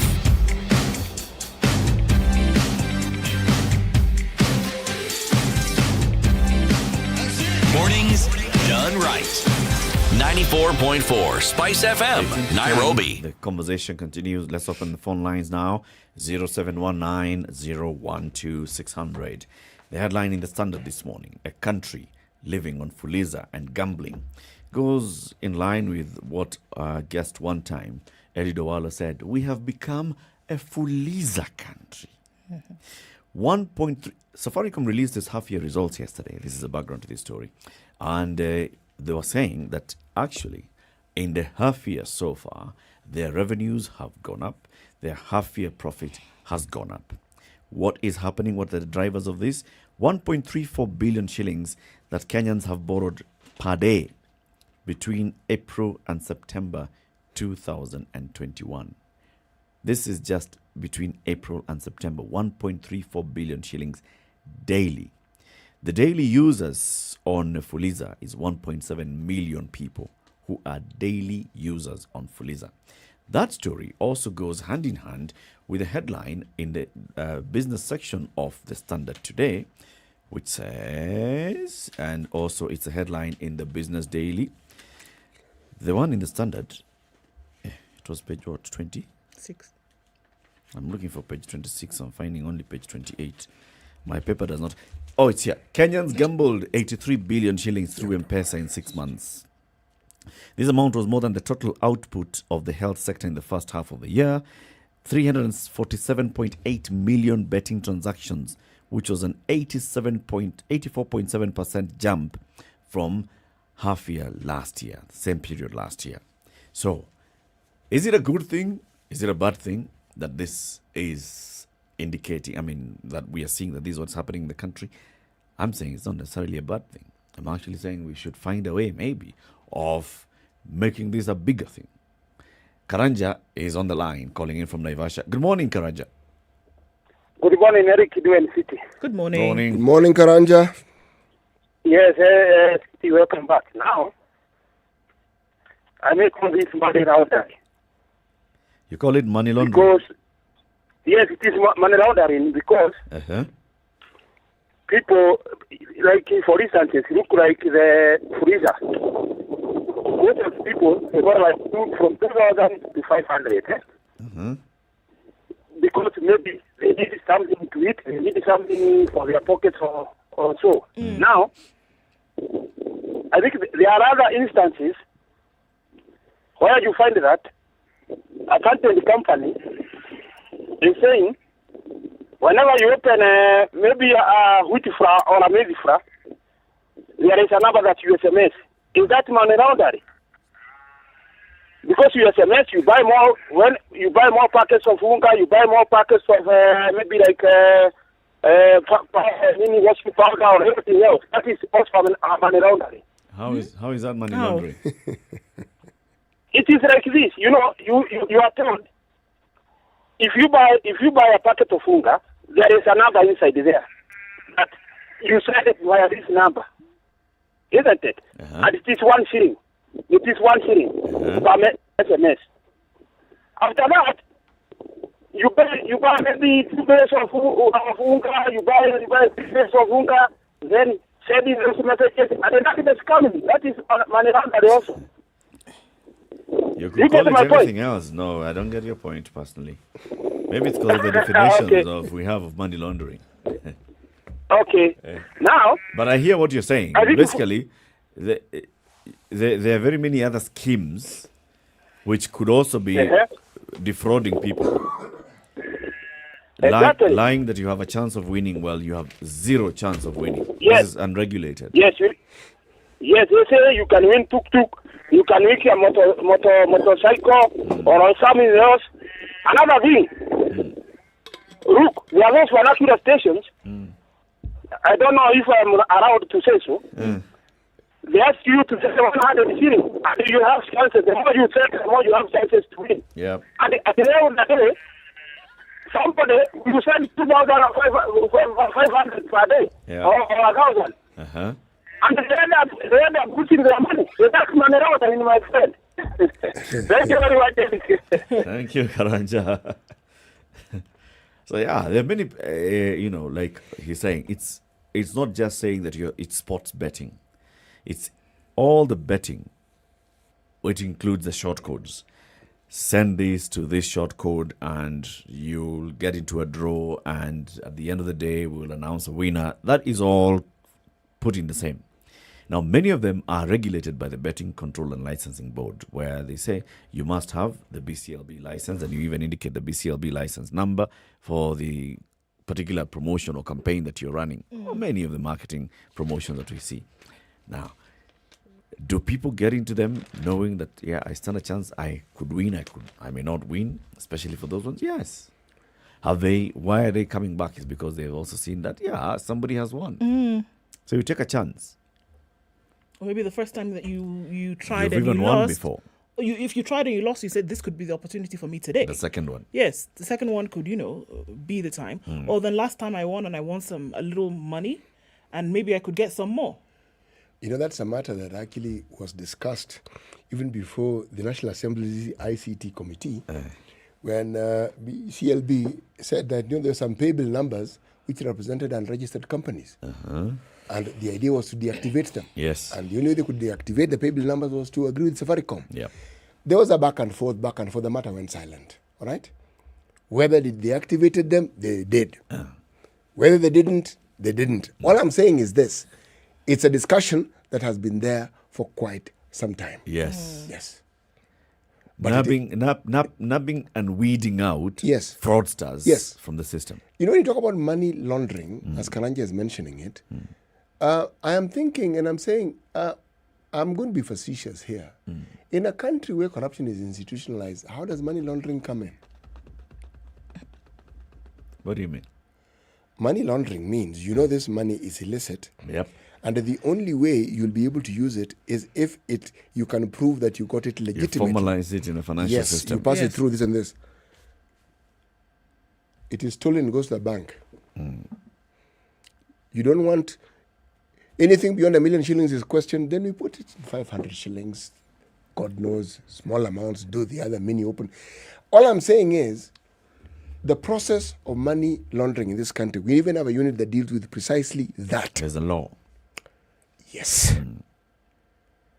I don't think that what they're talking about is 1 million shillings, 2 million shillings. No. That law was put in to simply ensure that they restrict what you can play around with. But was and they can track it. Yes, but was that not somehow given a little kick in the teeth just the other day when the president made the announcement and said, folks, small businesses, I mean, they are putting on cash. 5 million, 50 million. Now, the moment you do that, so how then are you going to determine whether this is money that was gotten through a legitimate business, it wasn't gotten through a legitimate business? There'll still be the financial reporting mechanisms that are still in place. It's just that it makes it a longer route. But let's go back to the lines. David Mwangi. Hello. Good morning. How are you there? We're fine, thanks, David. How are you? Yeah, I'm fine too. All right. Unajua, the problem with gambling, Kenya, vijana wana gamble because it is easy. You only need a phone. Even under 18 nowadays are betting. Yep. Another thing is easy media stations. Hata ukisikiza tu radio, any station, unasikia tuma 50, ushinde sijui 200. Yani everywhere ambao unaenda ni mambo tu ya gambling. So watu wanaona ni kama inavutia watu. Yeah. Everyone anataka kubet. Is it a good thing or a bad thing? Another thing ambayo inafanya Is it a good thing or a bad thing? I think it's a very bad thing because unajua unataka mingi kuliko yenye uko nayo, na is a form of corruption, let's say. Unajua pia ndio inachangia watu wanaenda wanakuwa waizi because umezoea kupata yenye hujatolea jasho. I think serikali inafaa ipige marufuku hiyo gamble. Sawa, David. Thank you for calling. Thank you. Zachary, good morning. Oh, morning, guys. Morning, Zachary. Let me welcome Mwalimu Andrew with both hands. Thank you, Zachary. I received both hands with my both hands also. Oh, thank you, and may God bless you. You are an asset in this country and the world, yeah. Uh-huh. And in particular, let me say that that program is supposed to be recognized by the UN, yeah. Uh-huh. You are doing service to humanity. Let me just say that. Uh-huh. Because like now the issue of judges, yeah. Hey. We used to think of a judge like, we held them in leverage, and now you are humanizing them, When you bring them there and we hear them talk, we appreciate and we see the human face, yeah? Mm-hmm. And I'm considering now, like, when I listen to them, there is this guy who is, when I come home, I find, there is meat. I ask, who bought this meat? I'm told that it is our daddy neighbor, yeah? So I'm considering to question that unsolicited benevolence through the courts, yeah. Uh-huh. I want to restrain that neighbor, yeah.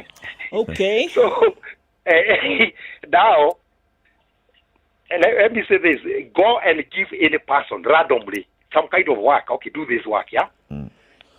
And then you tell them, I want to pay you through M-Pesa. 80% of those people are going to tell you, no, don't. And in fact, they lift their hands up like the way I'm lifting, yeah? They will tell you no. You ask them why. You are registered M-Pesa person, yeah, customer. They tell you no, but we have got a Sijui Fuliza, yeah? Mm-hmm. Let me tell you, Mr. Eric, Kenyans, although I'm not there, I'm not included. You're not a Kenyan today? I'm not, because I believe in hard work. I believe you work hard, you put so much thought and energy and time into whatever you are doing, right, so that you get real money. Yeah. Now, Kenyans, they want that we bet, money, and they are being conned. They are being conned by these very smart people in who operate those things. But then, what drives them? Let me say somehow it is the idea of hopelessness and, I don't have a job. What am I going to do? Let me wage. You call it a wager or a what? Yeah. I wanted to ask him Mwalimu, because Mwalimu is ever Mwalimu, yeah? Mwalimu, do we say I write a check or I drew a check? What is the correct pronunciation to put you to make you look alike? I mean the correct. The adjectives mean different things, huh? When you write a check, you are filling in details. Okay. And there are those who consider it a legal terminology when they refer to that writing as drawing. Oh, so Yes, but then also the word draw also means you collect. Okay. So now depends on what do you need the check for, and in what terminology do you want to apply it in? Okay. I wanted to look more sophisticated. Yeah. You want to check I didn't know the place to use to draw, but now I'll be using draw. Where and check. Zachary, I want to ask you, because we're talking about, people are really going for, and that's the same thing that David Mwangi was saying. People want money that they have not really sweat for, right? Zachary? Is Zachary okay? Zachary, are you okay? No, he's gone. I don't know what has happened. The network, but he'll call back. Okay. So, when you're assuming that people who gamble don't sweat. Yeah. No, when you go and buy Safaricom shares and then you sit back and wait for a dividend, how much sweat did you put? My friend, those Safaricom shares were a bit of a headache. Okay, let's say Kenja. Oh, no. Let's say Mumias. Oh, no. Oops. Mumias. Let's just stick with, let's say KQ. No. Let's just stick with Safaricom. Because a lot of it depends on what you understood. You bought Safaricoms, the first thing that happened was the value went down. Value. So you think, hey, this thing costs 5 bob, now it's costing 2 bob. Meaning, my money, the money I put in, halved. Yeah. The thing is, for value to be realized, it takes time. So when you enter a certain sphere, the experts, talk to them. Remember, we had someone in the studio here who is in that business, and they're financial advisors on such matters. And I asked him the question, all right, I have 500 shillings. You said you minimum 500, okay now. Where can I put it? Yeah. Can you tell me, where I can put 500 shillings and in 1 week I get 50,000? He laughed and told me it doesn't quite work like that. That is the truth. It doesn't work like that. But what we try to do is, you look at the problem you have and you mirror the magical expectation that you have, and you want that to be the reality. It won't be. Well, in some cases it can be. You can buy. How rarely does that happen? Forex trading is not long term. See, these banks do forex trading on a daily basis. Banks do forex trading because it's a closed club. Same. So let me bet. Leave me alone. We have many people who are calling in, but the time has run out. Janet in Garden Estate, and Felix in Kitengela, Janet, let's just say hello to you because I think we have not talked to you. Janet, good morning.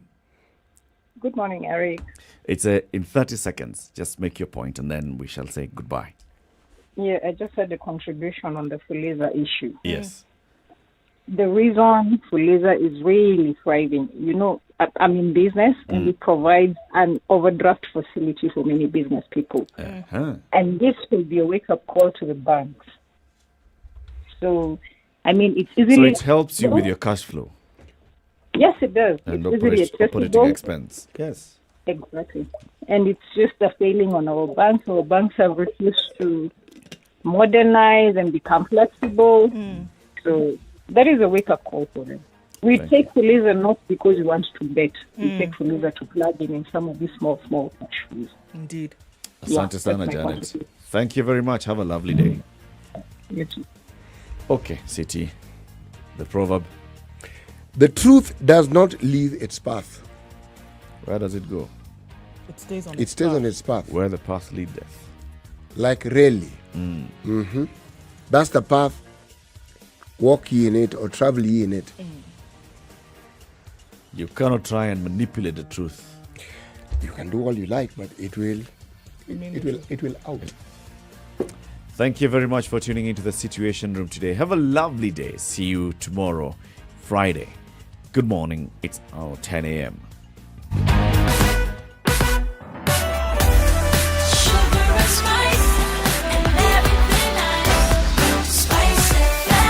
spice up your life. The latest news from around the world. 94.4 Spice FM.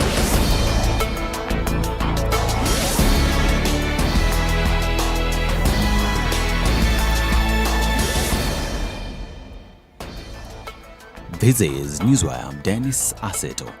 Machakos Governor Alfred Muthui has condemned the actions of some politicians in the country in seeking support by giving out money he says amounts to bribery.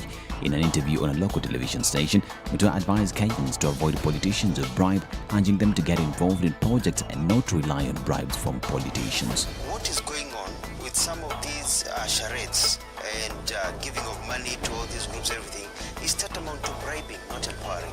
Because it's happening in every small town. So these are not people organized to come for meetings. You go to a rally, then after that you're giving money out. You're basically bribing people so they'll vote for you. It is not empowering. Because the empowering system has to be sustainable. And this thing of giving people money for free doesn't work. I would rather myself give people empowerment and teach them how to fish than just give them the fish. Now, KANU party leader Gideon Moi has condemned yesterday's attack on Deputy President William Ruto's caravan during his tour of Kisumu County.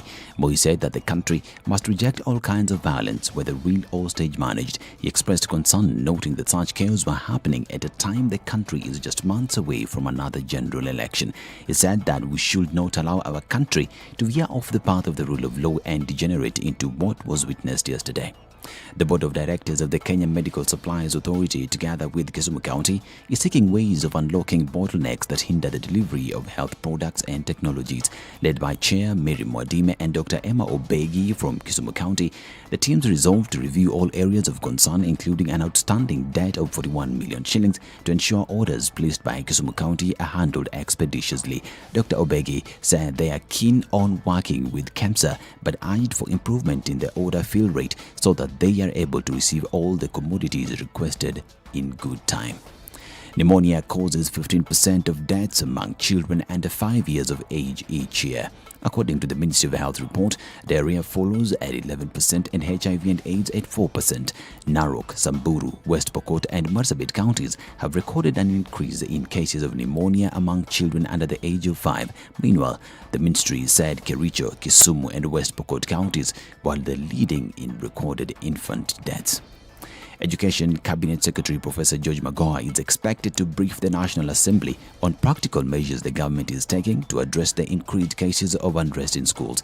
This after the nominated MP and former Kenyan National Union of Teachers Secretary General Wilson Sosion requested a statement in Parliament where he accused the government of turning a blind